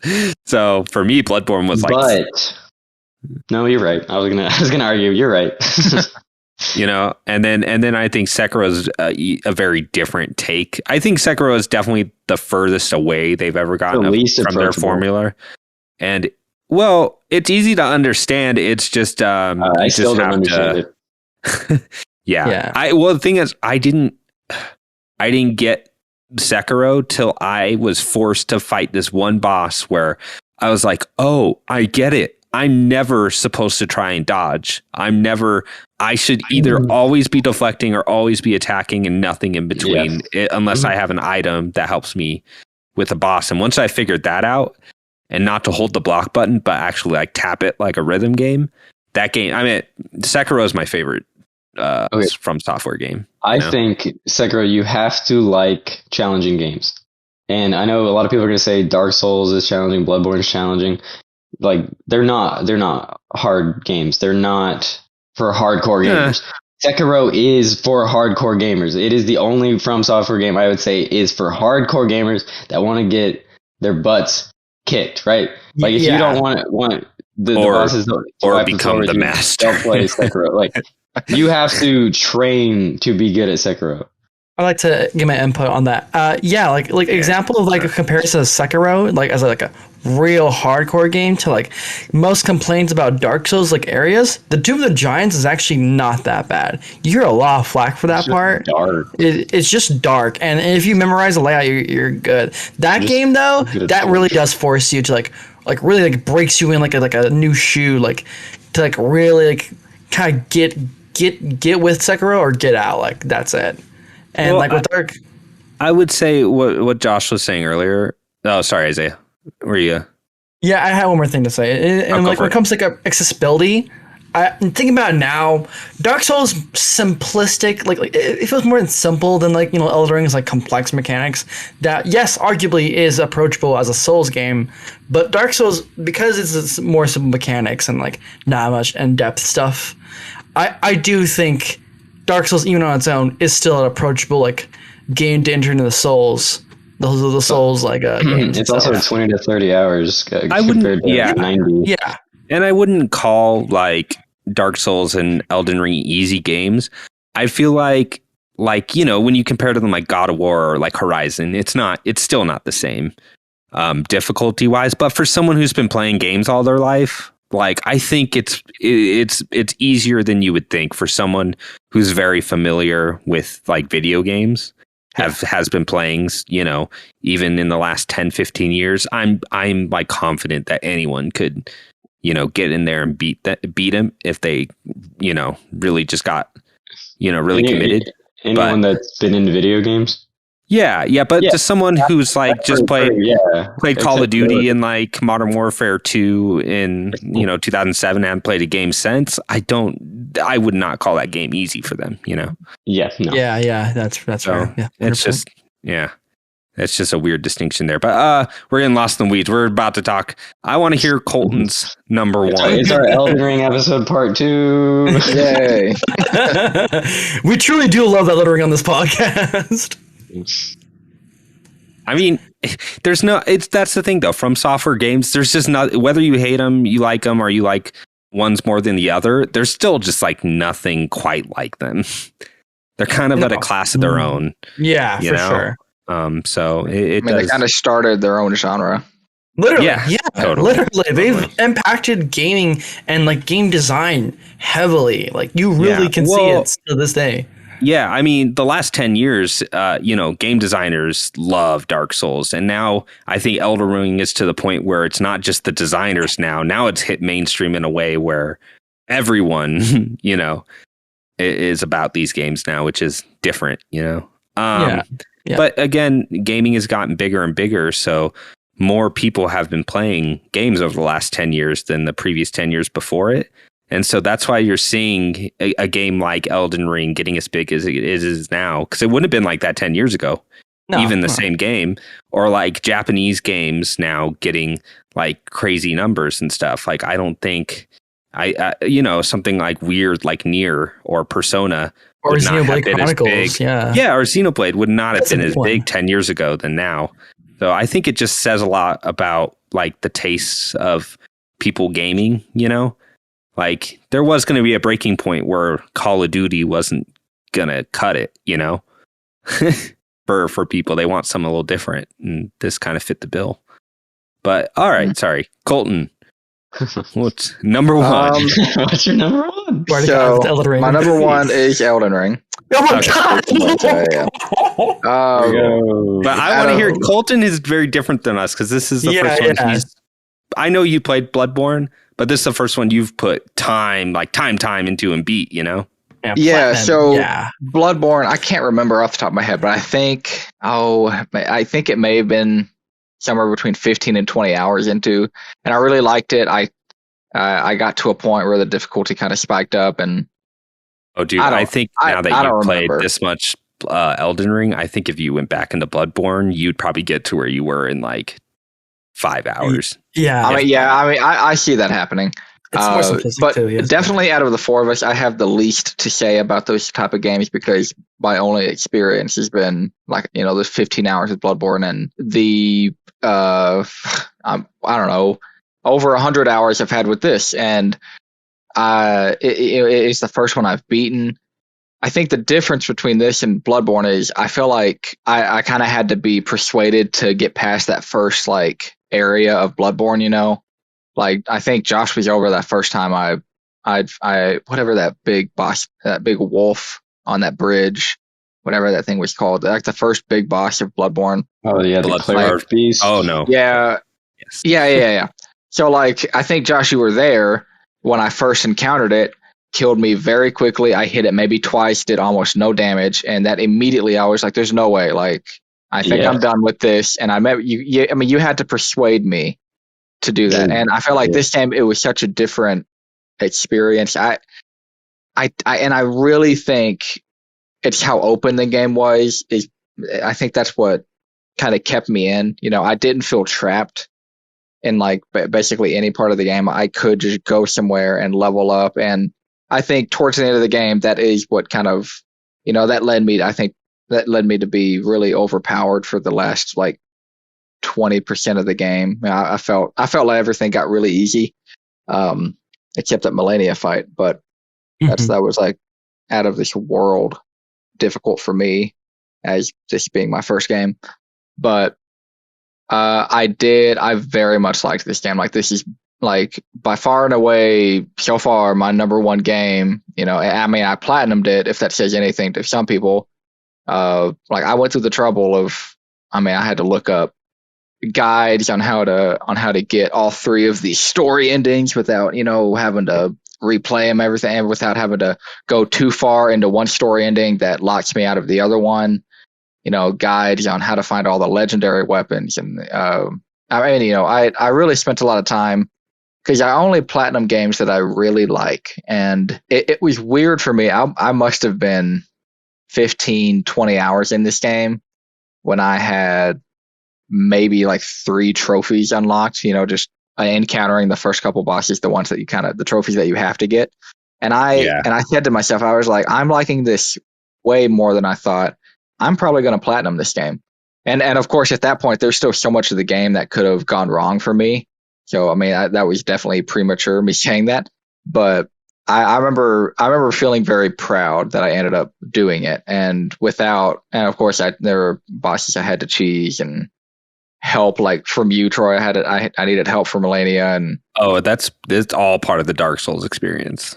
Yeah. Yeah. I mean, yeah, the more I say that, the more, you know, people like you say that to me, and I feel less bad about it.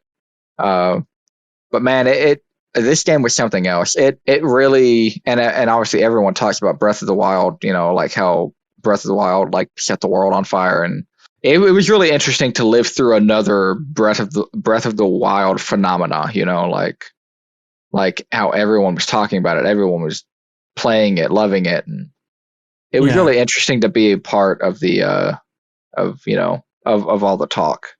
Yeah, and I'm glad you took the plunge, because I remember you kind of being iffy about it, and I was like, you should do it. It being on the ground floor of these games is really fun. I was so excited. I know. Too. Yeah, FOMO really got me hooked into it, and I'm glad it did, because I wouldn't take back my time. I wouldn't take it back. I have no regrets. I loved every minute of it. And getting the platinum, it really is an achievement. Like I still don't think it's the same as getting the platinum in, like, you know, like a Sony open world or like an Ubisoft game, where obviously that takes time. I do think getting the platinum and beating, you know, it's a difficult game for people that have been playing games for a very long time still, you know. So yeah, it's an achievement, but awesome. Dark Souls, Elden Ring Part 2. We're good. Pretty much, yeah. Just a good game. And you have to imagine there's already DLC talk, which I'm very excited about. I'm to the point now where I'm like, man, I could rip into some DLC for Elden Ring. That sounds like a good time. And of course, they're already working on like Elden Ring 2. I'm sure that's happening. So I can't even imagine what that's going to be like. Like, I don't know, Josh. Like, you know, what if they really learn some lessons from this thing? And don't make it open world. That's the lesson. Oh no, I love. Okay. So let me. Would you have been happy with like another, like just Dark Souls 4? Listen like, to me right now. Listen to me right now. Right, Number 1, this is just Dark Souls 4. Number 2, every single other Soul or From Software game would have been higher on my list. Wow. Except for Demon's Souls. I forgot about that one. Sorry. Oh, don't. Oh, Demon's Souls is great. It's fine. It's the first one. It's good. But interesting take, Josh. I'd have to disagree. Get rid of the open world. Get rid of it. No. So it's kind of having the opposite effect, where I would really like to go play Bloodborne, but I don't know, the lack of open world. I'm like, man, I hope I don't have like, I hope I'm not like going to bang my head on the table for the boss and not. Well, I would hope they make an Elden Ring 2 so they can build off what they made. But, you know, it doesn't mean I never, like I said, my favorite game in the series is still like Sekiro. Like, I think it would be a shame for them not to try something like different in the same way they did in that game, you know? Yeah, don't make Elden Ring 2. Come on, man. Oh, dude, that thing sold. Do it. Like, I know that thing sold more than Call of Duty. Like, I just don't care. If they care about like their game design and their and like the game art form, right? Like, making it open world was just, in my viewpoint, like a pathetic move. It was just caving to what the mass market wants. But dude, that's what I wanted. After Dark Souls, I was like, man, what if you're crazy? What if you were just playing? I said this to my brother in like 2010. I was like, what if you were just playing and instead of like a fog gate, like a boss just jumps in? How crazy would that be? So, like you just run into like a Dark Souls boss, and that's what that game was. That happened. No, hold on, no. The other Souls games have surprise boss fights, right? Like, I get it, but not like, and because it's not open world, you're still funneled into it. They can tell a better story with not like an actual story, but like it gives you a better journey. What I did in Elden Ring was just wander around and fall off cliffs 90% of the time. As much as I had fun with the game, it is not a good open world game. The Witcher, which I haven't played more than, I played like 40 hours, but I just restarted it like 5 times. And like Skyrim and Fallout, like Bethesda makes better open world games. I'm sorry, but Elden Ring comes nowhere close in terms of open world design. It comes nowhere close. They do not make use of the open world. It is just a way to ride a horse from the different like sights to see. I don't know, man. I don't quite agree. The legacy dungeons without the legacy dungeons, this game is nothing. When you go into like the lake area, you know, like the first time you like go into the lake and that dragon comes down. No, you're like that's a cool moment. Oh, you mean the lake in the middle of the first area? Yes. Oh, I thought you meant the lake area. I was like, that's the worst area in the game. Get out of town. Giant lobsters. No, dude, I don't. I'm playing through a second time right now. I've started my second playthrough of Elden Ring. You know what I'm not doing? I'm not freaking running around that open world. I'm getting from point A to point B. I'm fighting the bosses again. I'm not wasting time. It's incredible that people want open world after this. No. I mean, it depends how you played it, because, you know, like I said, I pretty much explored every nook and cranny just about in that game in like 80 hours, you know? I didn't feel like the open world kept me from like the good content. No, that's not what I'm saying. I'm just like, you know? it's wasting my time. It's not the good content. It's what's in between it. You've just put a buffer in between what you're good at. You're not good at open world games. Stop doing it. All right. I see your point. May not. I'm sorry. I love this. This is great. This is such an engaging conversation. It's still my number one. I say give them another chance, because we all played Assassin's Creed 1 and look what like 2 turned into. You know, like you can do more with a design. You just compared From Software games to Ubisoft's Assassin's Creed series. Well, that's when Ubisoft was still making, you know, Assassin's Creed 1 to 2 is a legitimately good game. No, it really is. It's an incredible jump, and they were also better at open world design. I will say, if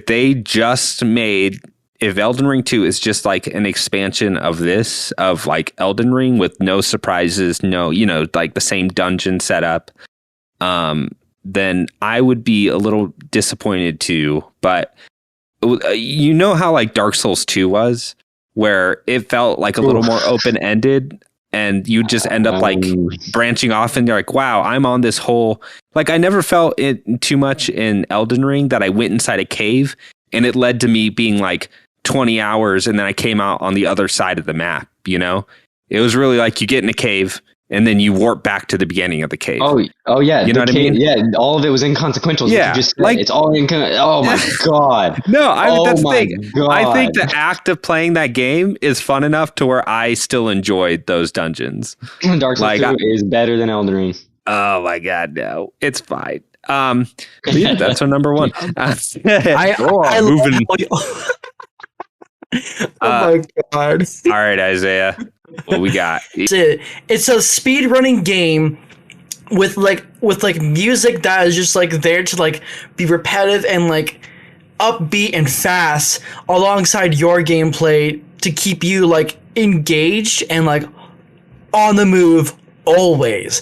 It's just a speedrunning simulator where you're always quick on your feet and your reflexes like exploring and like finding new ways to just break the level, doing things like, oh, there's like just nothing for me to platform off of. However, I have this burst here that I can break a card with and just go to the side, hit the wall, burst off of it, go vertically upwards, and then just land that and keep going. This game is all about whispering to yourself, I could do better, I could do faster, I can do better, I could do faster, I can keep going. And what's even crazier is that there's a secret ranking in this game. It's the secret developer ranking, where if you beat a level fast enough, you get an ace red medal. And I've only ever gone like the platinum blue one. Yeah, Neon White is one of those games. Like, we're doing our fantasy list that I'm kicking myself for not putting on my list because it scored so high, and I know the guy behind it, the developer.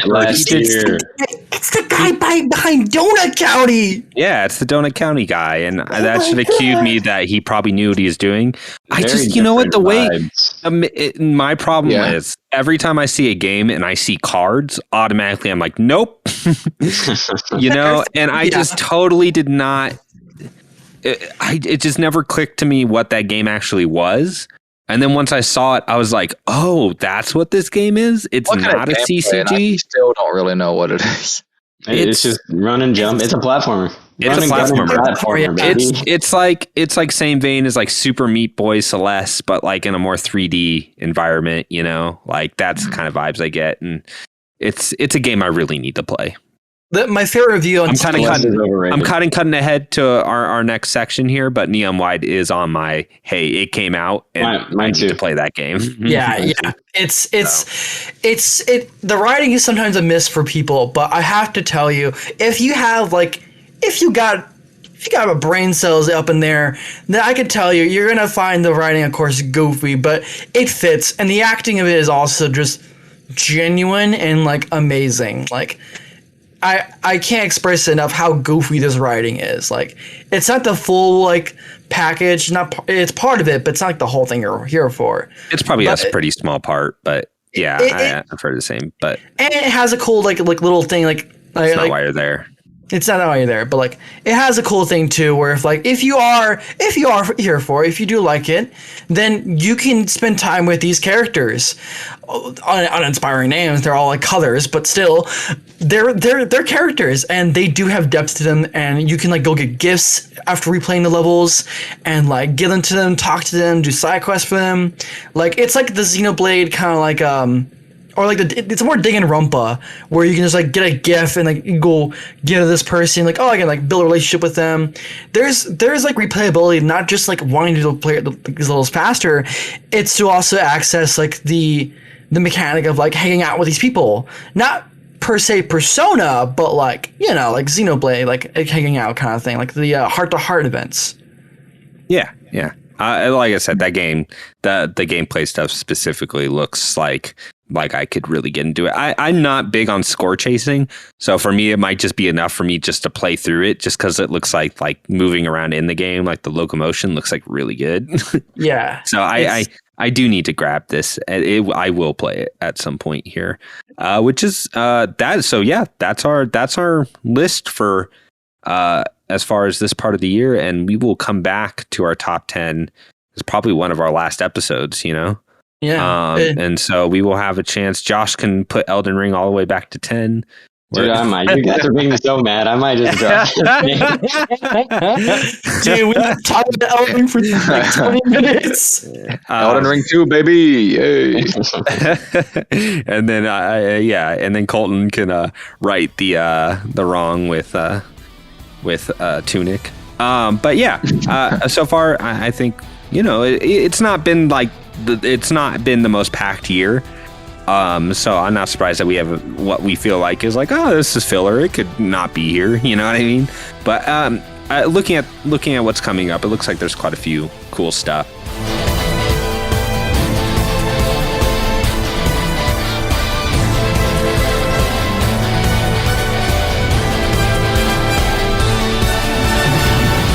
So that kind of moves on to our next topic, which is, and we'll move through these pretty fast, but what has already come out that you guys think could make the list? I know for me, and for what we just said, Neon White, it was on that list. Like, I've not played it, and I need to. Yeah, you definitely should. I'm gonna just fire through a couple more that we've already kind of talked about, that other people have played. Kirby, like, I really want to get to Kirby. I'm really excited for it. I am as well. You should. It's great. We really should. It looks awesome. I've always wanted to get into Kirby, and this one just looks like the perfect jumping in point. So I'm really excited for that one. Honestly, if you want to get more into Kirby, dude, those DS games, like from back then, those are fun. Honestly. Planet Robobot. But that's a great place to jump. And like you said, Neon White, I'm super excited for. Cuphead, The Delicious Last Course, shout out to that. You guys had it on your list. I have never played Cuphead, and I really, really, really want to. So I'd really like to play through the main game and then never been a better time to Cuphead. You're a big enough gamer. You can take it, I promise. Yeah, thank you. And then Horizon would be the last one that's already been said. Sweet. Okay. Sweet. Yeah, that makes sense. So I'm gonna package. I have two in here, but I'm gonna package them together. And one of them is Live Alive, whatever you want to call it. Mine too. I had to choose between Xenoblade Chronicles 3 and Live Alive, and I chose Xenoblade. But Live Alive, it looks up my alley. It just seems like a quirky JRPG that never made to the West, that they gave the 2D, 3D treatment to. And from what I've seen, it looks really cool. Xenoblade Chronicles 3, I can tell you, it's probably going to be in my top 10. I'm 7 hours in, and let me just give you a little bit. I'll make this real quick, okay? Because Xenoblade is one of the few things I've heard, like, people that have been in the industry for years, that and podcasts I really respect. No one can get the Xenoblade lineage right. And it kills me. They're like, Xenoblade, I don't know, 2 was on the Wii U. I'm like, no. So like Xenoblade Chronicles originally came out in the Wii. It was part of Operation Rainfall, which was a campaign to get Xenoblade Chronicles, Pandora's Tower, and The Last Story to the US. It was out in Japan and Europe during the PS3 generation, and there were no plans to make any of those come to the US. And so I think it started like on an IGN message board. Operation Rainfall got so much attention. They made a listing in Amazon and made it the #1 game, like in Amazon, Xenoblade. And finally, Nintendo acquiesced, and they made it a GameStop exclusive. It was the original Xenoblade Chronicles. Came out. Yep. Same thing with The Last Story in Xseed. You could only get that at a GameStop. Then they also did it with when they put Xenoblade on the new 3DS. That was also a GameStop exclusive. Yeah. So it just shows you that like Nintendo is not in the past has been shaky about putting Xenoblade out. And it makes sense. Like JRPGs were at its lowest during that generation, so they didn't even like bother releasing stuff in the US. Like Fire Emblem Awakening, for example, was supposed to be the last Fire Emblem. Like that game is so good because the team is like, well, we're only ever going to be able to make one more of these because they don't sell well in the West. And that game ended up blowing up. I said this during my Final Fantasy ranking, like Xenoblade, The Last Story, Ni no Kuni, and Persona 4 Golden all came out within like months of each other. And that is just such an insane thing. Right at the end of the generation, I think it really gave like JRPGs like a second life. Xenoblade, and then the follow-up, Xenoblade Chronicles X, which is not Xenoblade Chronicles 2, was on the Wii U and is just like a technical powerhouse. That game is so good. Xenoblade Chronicles X is still just like an amazing looking game. Like I still watch that trailer every once in a while. I'm like, this game still looks better than like 80% what comes out now, and it's on the Wii U still. And how fast you move and how fast and like how. Oh, dude, just running around that game, that's the best feeling so JRPG. Good. You just sprint like a madman. Your jumps like moon jump. You like moon jumping? It's amazing. It's like the exploration in the open world is like some of the best. And then about 40 hours in, you hit that mech and you can just like fly around and travel anywhere. Yeah. Oh, it's amazing.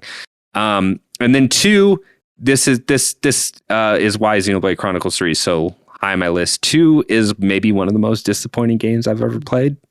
So I was such a fan of Xenoblade and X, and I was on board for 2, and I don't know what they were thinking, dude. They went from the movement of X to Xenoblade Chronicles 2, which, first of all, looked terrible. The scale was still there. The characters were awful looking, like Pyra and Mithra. Like, ugh. Their personalities suck. And just like playing the game, your movement speed is like half of what it was in the original. Just everything about that game, the gacha mechanics in a single player game, like why? Everything about Xenoblade Chronicles 2 was just like a tragedy to me. And I know there are people that like that game. I was not one of them. And, you know, I'm a big proponent of that series. Xenoblade Chronicles, the original, like put like fast travel in a JRPG when you could save anywhere, which doesn't sound like much now, but JRPGs were not doing that. Back then, you just had like save points. You die in a dungeon, you're like, well, that's 3 hours lost, you know?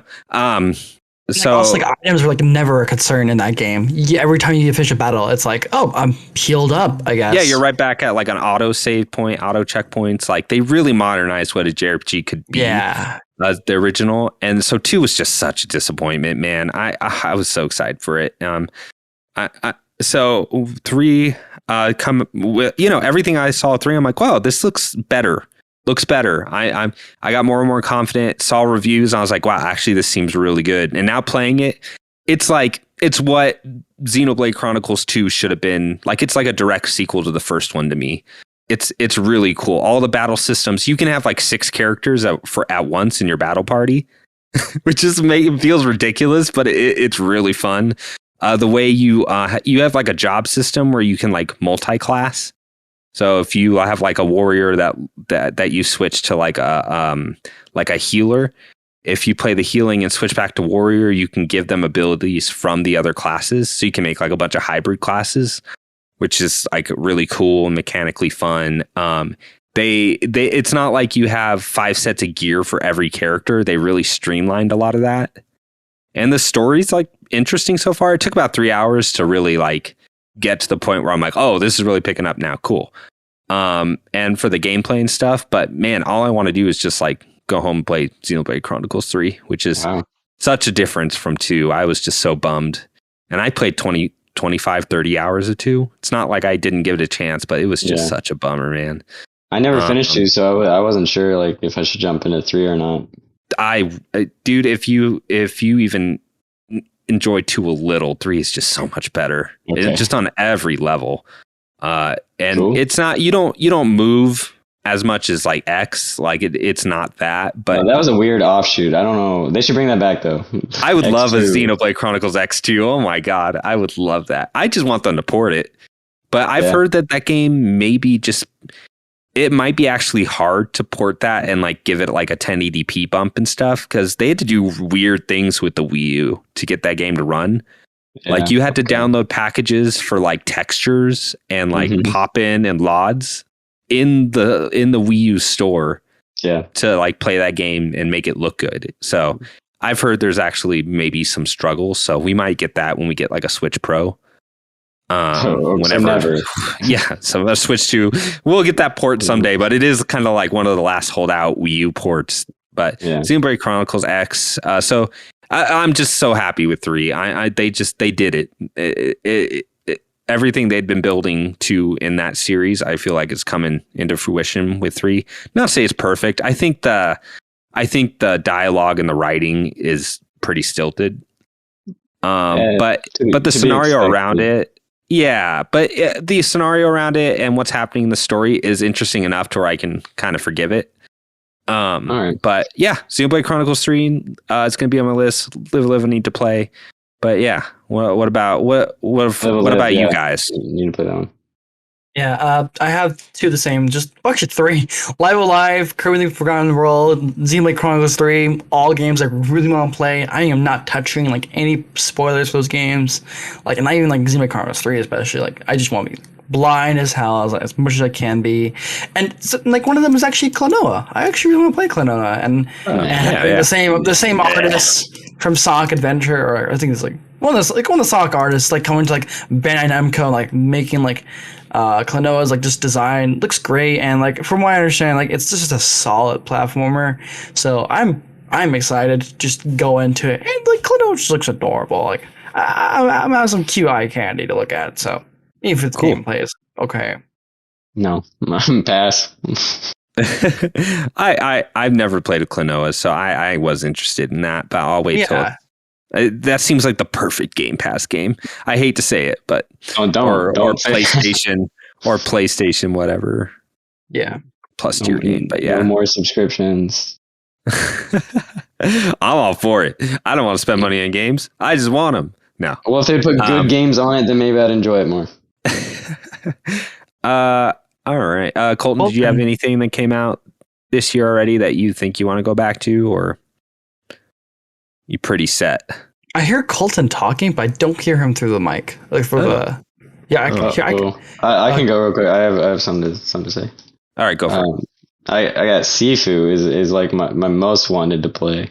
When it came out, I was like, this looks perfect. Like it kind of gets back to that Souls-like challenge where it's very, it's not open world, so it solves that problem for me, and it's something I can kind of test my might against.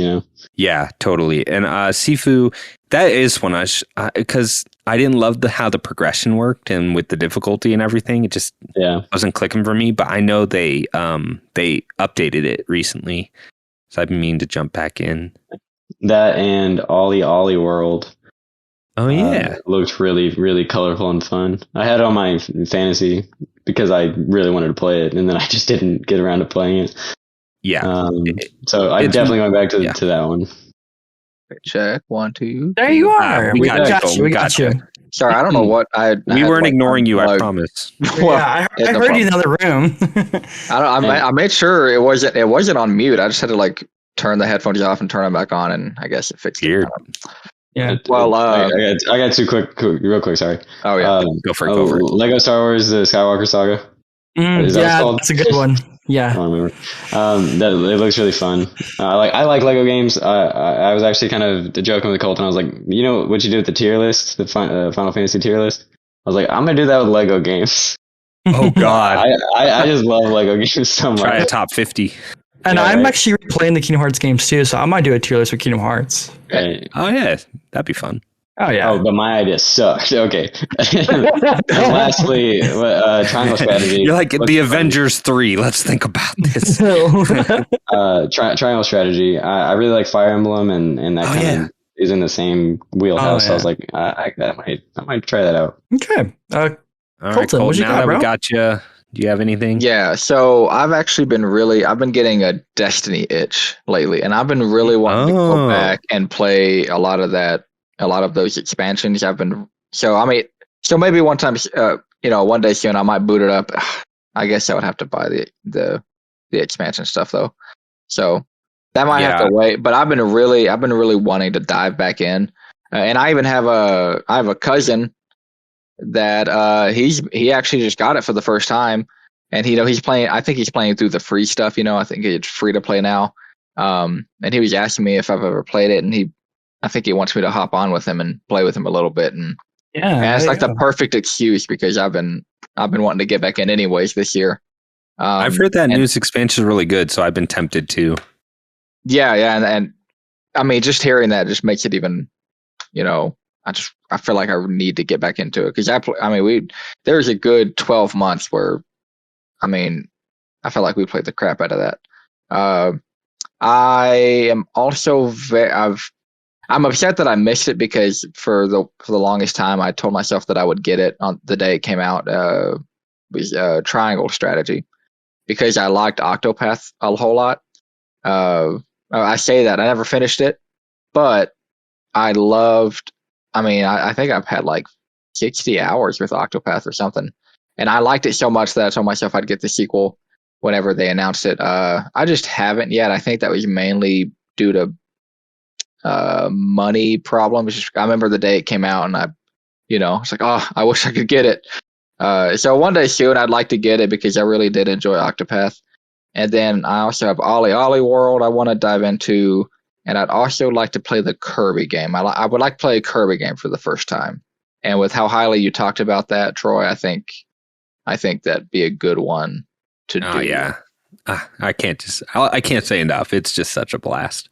Yeah, looks awesome, and like the way you describe it too, it's just like, man, I'm missing out. Yeah. All right, cool. So let's just go on to our last little bit here, and that is games that are not released yet that you think have like a real shot at being in your top 10.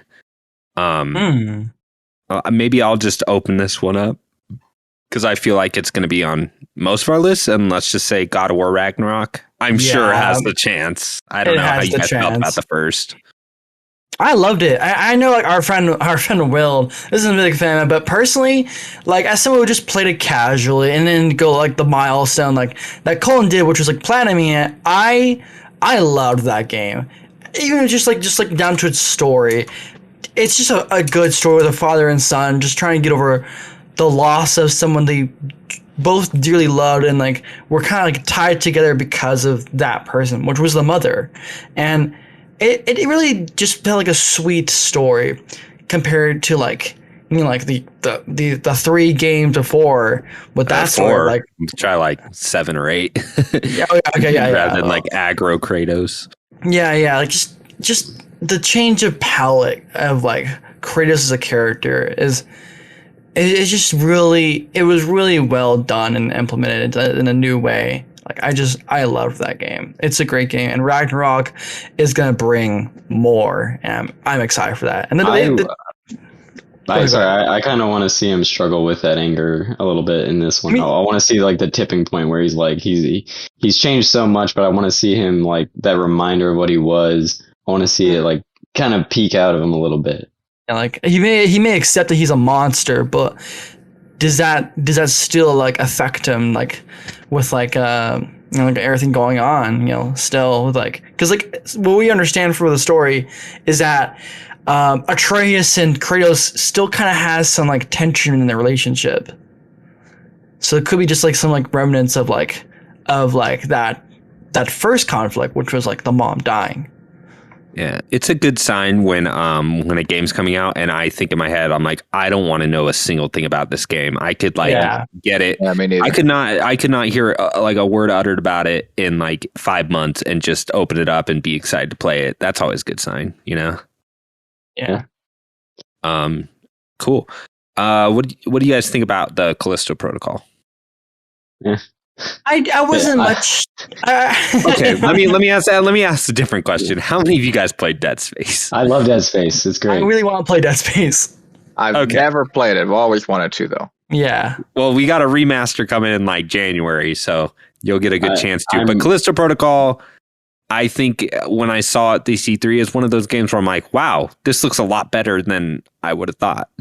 But it doesn't look better than Dead Space. Yeah, I don't know about that. I mean, it was like a tone piece. I'd need to see more gameplay stuff. But as a tone piece, I was like, this looks interesting. Yeah, we'll see.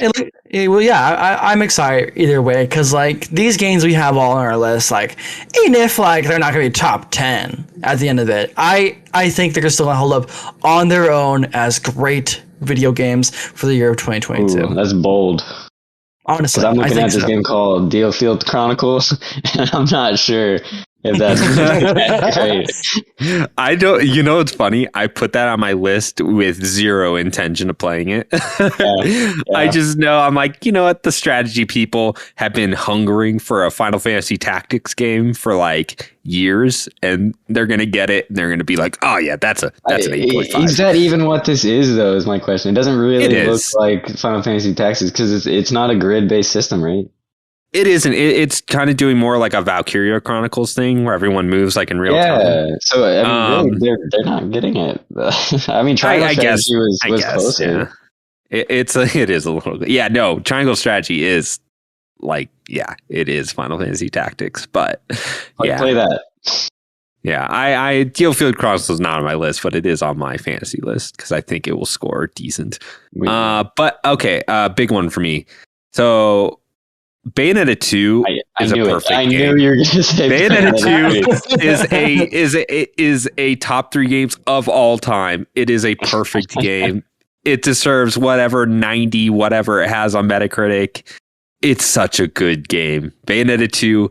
I've played all the Devil May Cries. I have played all the Ninja Gaidens. I've played Sekiro. I've played a lot of character action games. Love them. Nier Automata. Bayonetta 2 is better than all of them. It is the perfect action game. It is the perfect action game. It's amazing. But the only thing, it's just been so long since 2. The director that was ahead of 2, I don't think is ahead of 3. So I'm excited to play it. I'm interested to see if they can make magic happen twice. Because I mean, a lot of the Bayonetta 2 scene came from the Vanquish team, and man, if they would have just kept that going, like Vanquish and the Bayonetta 2 into something else, like man, those 2 games are so good. But yeah, Bayonetta 3 is definitely on my list. Bayonetta 2, I will say again, there is not a single thing wrong with that game in its pacing, in the way it plays. It's a perfect game. Nice. That's cool. Yeah. And this, are we on like? Hopefully 3 gets even close. Like even if it gets close, it's still going to be a good game. So yeah. Yeah. So like right now, like talking about like what we are going to think it's going to like be hitting our top 10 by the end of the year. Yeah. No, like what hasn't come out yet. Okay. I've got Roller Drum on my list. Sorry, I thought I was making this little game by the Ollie World people. It looks crazy. It's like Tony Hawk and guns. Hotline Miami, Hotline Miami and Tony Hawk. It's crazy. Yeah, no, it's coming out real soon too. So I just want to sneak that in there. Like, keep your eye on that game. It looks really style. Cool. It's got style. Anyway, Izayah, what were you gonna say? No, sorry.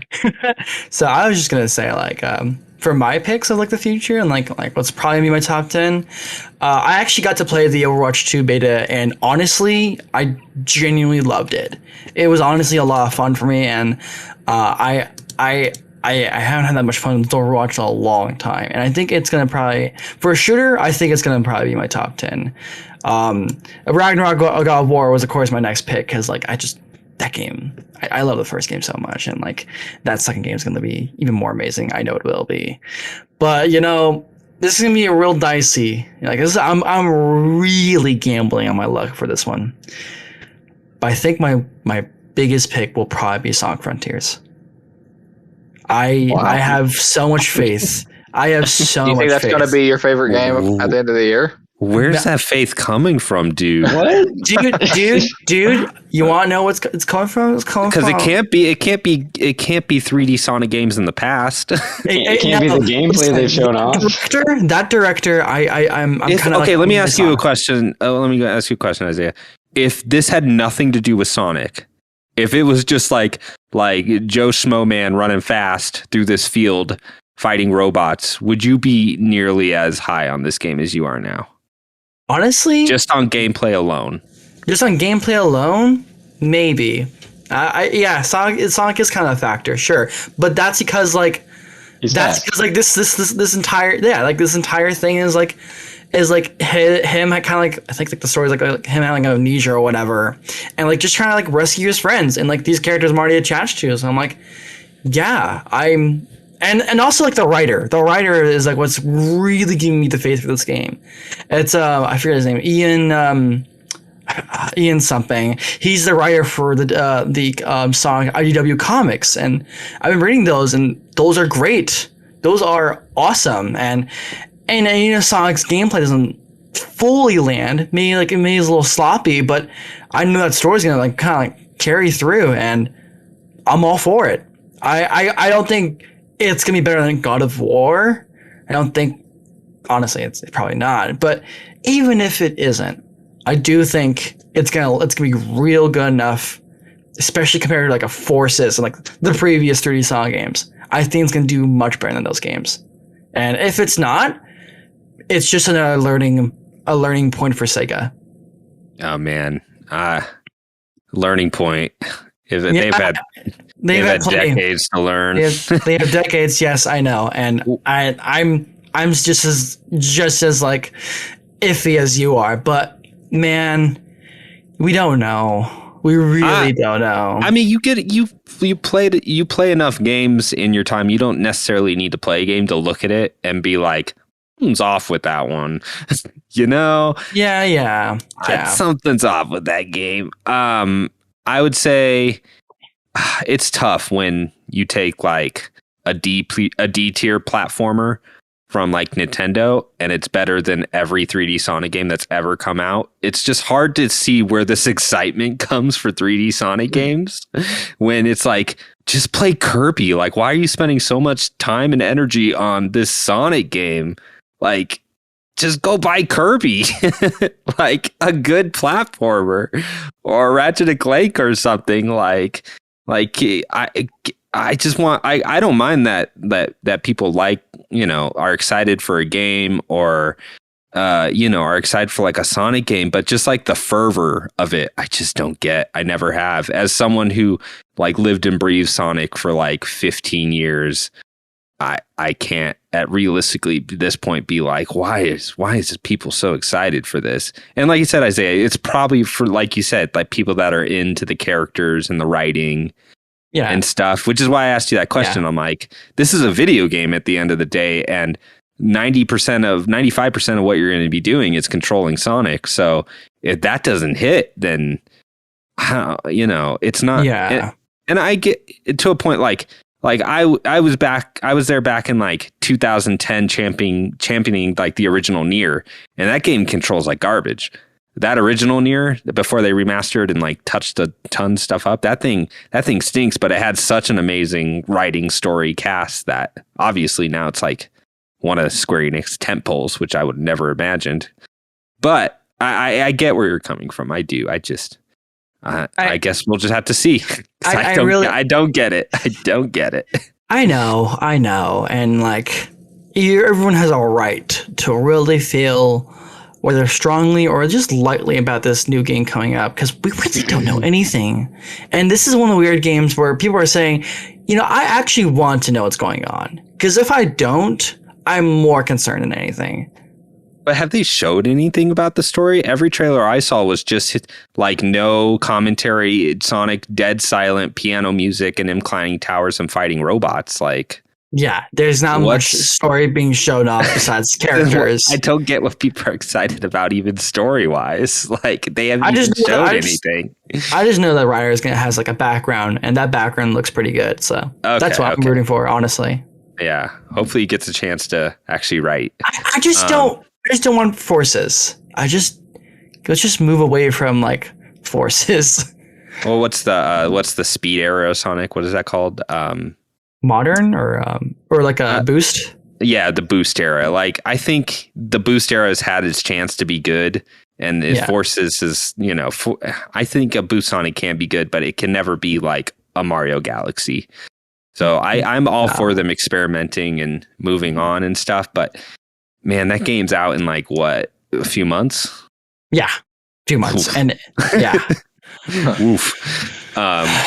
And last time we saw it was the Switch gameplay, which that game looked atrocious on Switch. So hopefully it looks better on PS5 and Xbox. It'd probably be the bottom of my barrel, just the 10th one, probably even 9. Like, I don't know. I mean, like I said, yeah, if it gets to that point where it's to that point, but man, just the fact that Sega didn't let them make a completely original Sonic Mania 2 just shows them how much they don't get Sonic and what's good.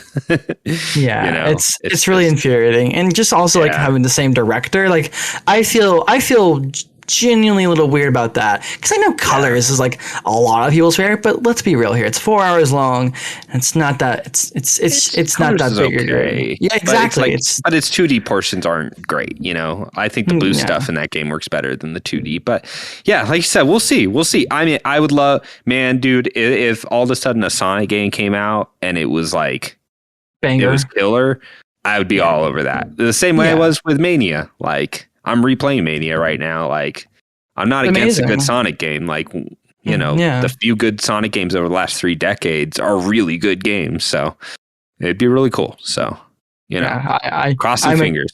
Me too. I'm praying to God. Yeah, you had to cross every limb on this one. Yeah, swear to God. All right. Anything else you guys can think of? Colton, what about you? I know. I mean, God of War is obviously the most anticipated for me, but I'm really looking forward to the Mario and Rabbids game. Oh yeah, it's real fun. I can't wait for that game.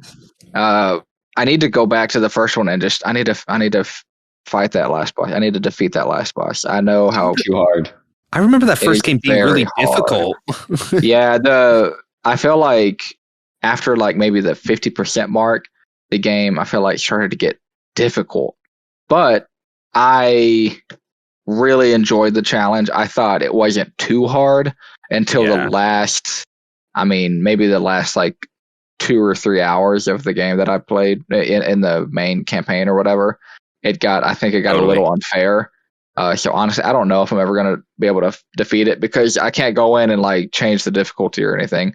So I think I'm just stuck where I'm at. So I'm hoping that they heard everybody. That was like the one complaint about that game that I kept hearing. So hopefully they heard everyone about that and they make the game a little bit easier to complete. So I can't wait for that game.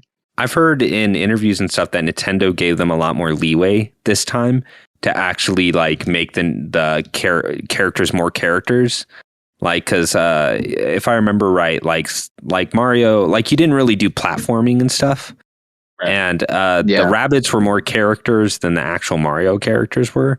Yes. So from what I've heard, they trust them now to like, they pretty much gave them like full sale permission to just make a Nintendo game. That'd be even better. Go for it. Yeah. It looks better from everything I've seen. Like I'm super excited for it. Yeah. Yeah. And after that, I'd probably say the remake of The Last of Us Part 1. Oh, yeah. I would love to. It's been so long since I've played it. I would like to play an updated version of it. Yeah. So. I can't get past the fact that there's absolutely nothing wrong with the version that was on the PS4, the remaster. Yeah. No, I'm not saying there is, but I like it so much. I'm totally okay with replaying it and having it look better. I've heard, the one justification, like when people are like, "Oh, come on, couldn't they make a new thing instead of remaking a new thing?"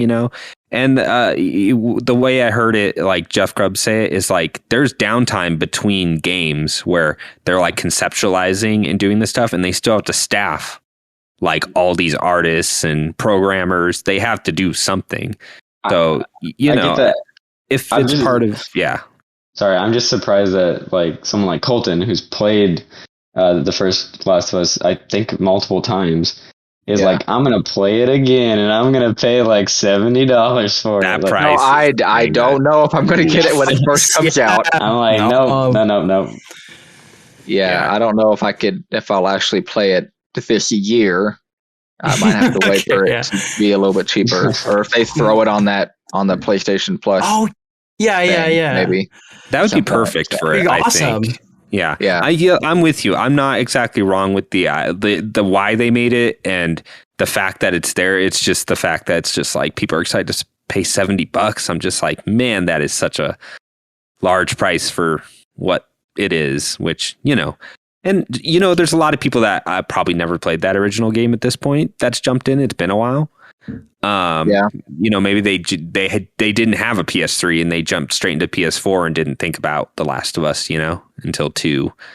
So I think, sure, I'm not mad at that like concept, but yeah, that price is a little rough. Mm-hmm. But there's also Gotham Knights coming out this year, and I know there's some negativity around that game. But some of the more recent gameplay, I think this past week I was like, you know what, that looks pretty good. So yeah, I'm interested. I hope it's just as good as some of the other Arkham games, but I know they're trying to form their own identity with it, and maybe they'll do that successfully. I think that's the best case scenario. So yeah, I'm excited for that one. I mean, I've seen a lot of people be down on that, but who knows? And on the Marvel side, I don't know who's excited for Midnight Suns because I'm with you too. That trailer did nothing for me. I mean, whatever.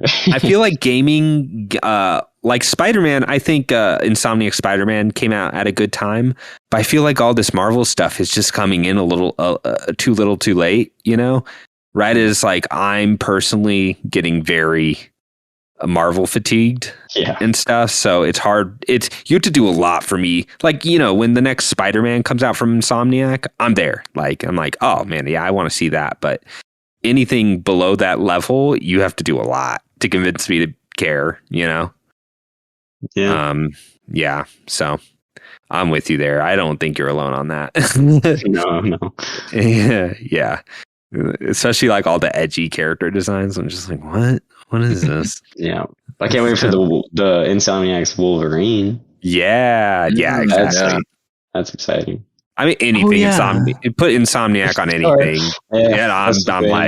I'm like, I'm there. Yeah. All right. Cool. Any last things you can think of? Are we going to wrap this up? Valkyrie Elysium. Okay, wrapping this up. Okay, yeah.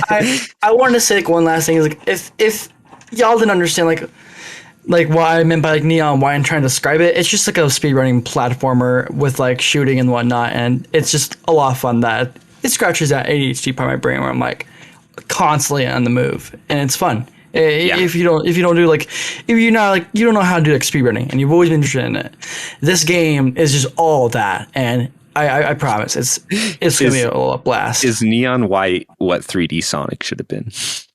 No, I don't think so. Okay. I'm just joking. No. All right. That's all for me now. Yeah, I Should guess. Sonic get a gun and use cards?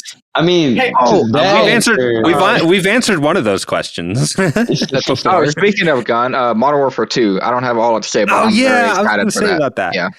Okay. You know what? I was going to say Modern Warfare 2. I should be more excited for it because that was like the last Call of Duty in the last like literally decade that I actually liked and was excited by. And only thing that brings it down a little bit, why I didn't make my list, is because I don't know what they were thinking with that gameplay trailer. They just showed like that could have been from any Call of Duty from the last 10 years. Yeah, that could have been from like Ghosts. Like, wait. What was that? Yeah. So you're excited for Modern Warfare 2, right? I am. I mean, the thing is, they showed that gameplay trailer, and then they showed like at the very end of it, they showed like a supercut, and all the stuff in that supercut looked way more fun than what they just showed in that like 15-20 minute gameplay trailer. But let's confusing. Let's say I've never really been a Call of Duty fan, and I've got kids, and I want something a little bit more family friendly, but I still want to play a shooter. And September 9th, 2022 might just solve my problem. You want to Platoon 3? Oh, okay. I didn't know we're all gonna play it. I know we're all gonna play it. Maybe. Come on, guys. Listen. I was there for Splatoon 1. I bought a Wii U. I need to buy something on it, but after about 20 hours, I was like, I think I'm good. Yeah. I don't know. They'd have to really change things up. I don't know. Fine, I'll play Modern Warfare 2, I guess. If Nintendo was a little more, it wasn't like decades behind in some ways, Splatoon 3 would have been a free to play game and been like the biggest thing in the world. But that's not what's going to happen. Dude, it's still going to be big. You're crazy. It could be like it's big, but it's big in like its own bubble. It's not Overwatch. But it's big for Nintendo, and that's a good thing. It's big for Nintendo. We want them to keep getting these hits. Otherwise, we're going to get another like Wii U, and we don't want that. Yeah. Well, yeah. The Wii U is a whole nother thing, man. I could do a whole episode on the Wii U. Because there were so many good games that came out on the Wii U. I think that was Nintendo's best first party output, 3D party output ever. Well, it's just where was those like 3 years on the Wii U? Yeah. Well, this is really good games, dude. Yeah. All right. Cool. All right. Well, yeah, we are going to wrap this up. Before we do, our next episode is going to be another Big Bandit Gaming Plays, a community play episode.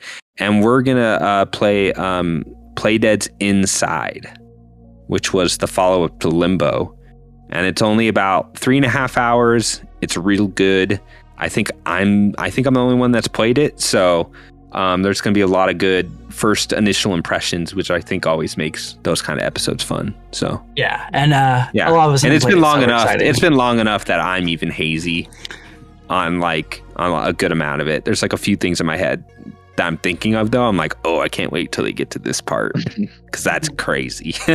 But all right.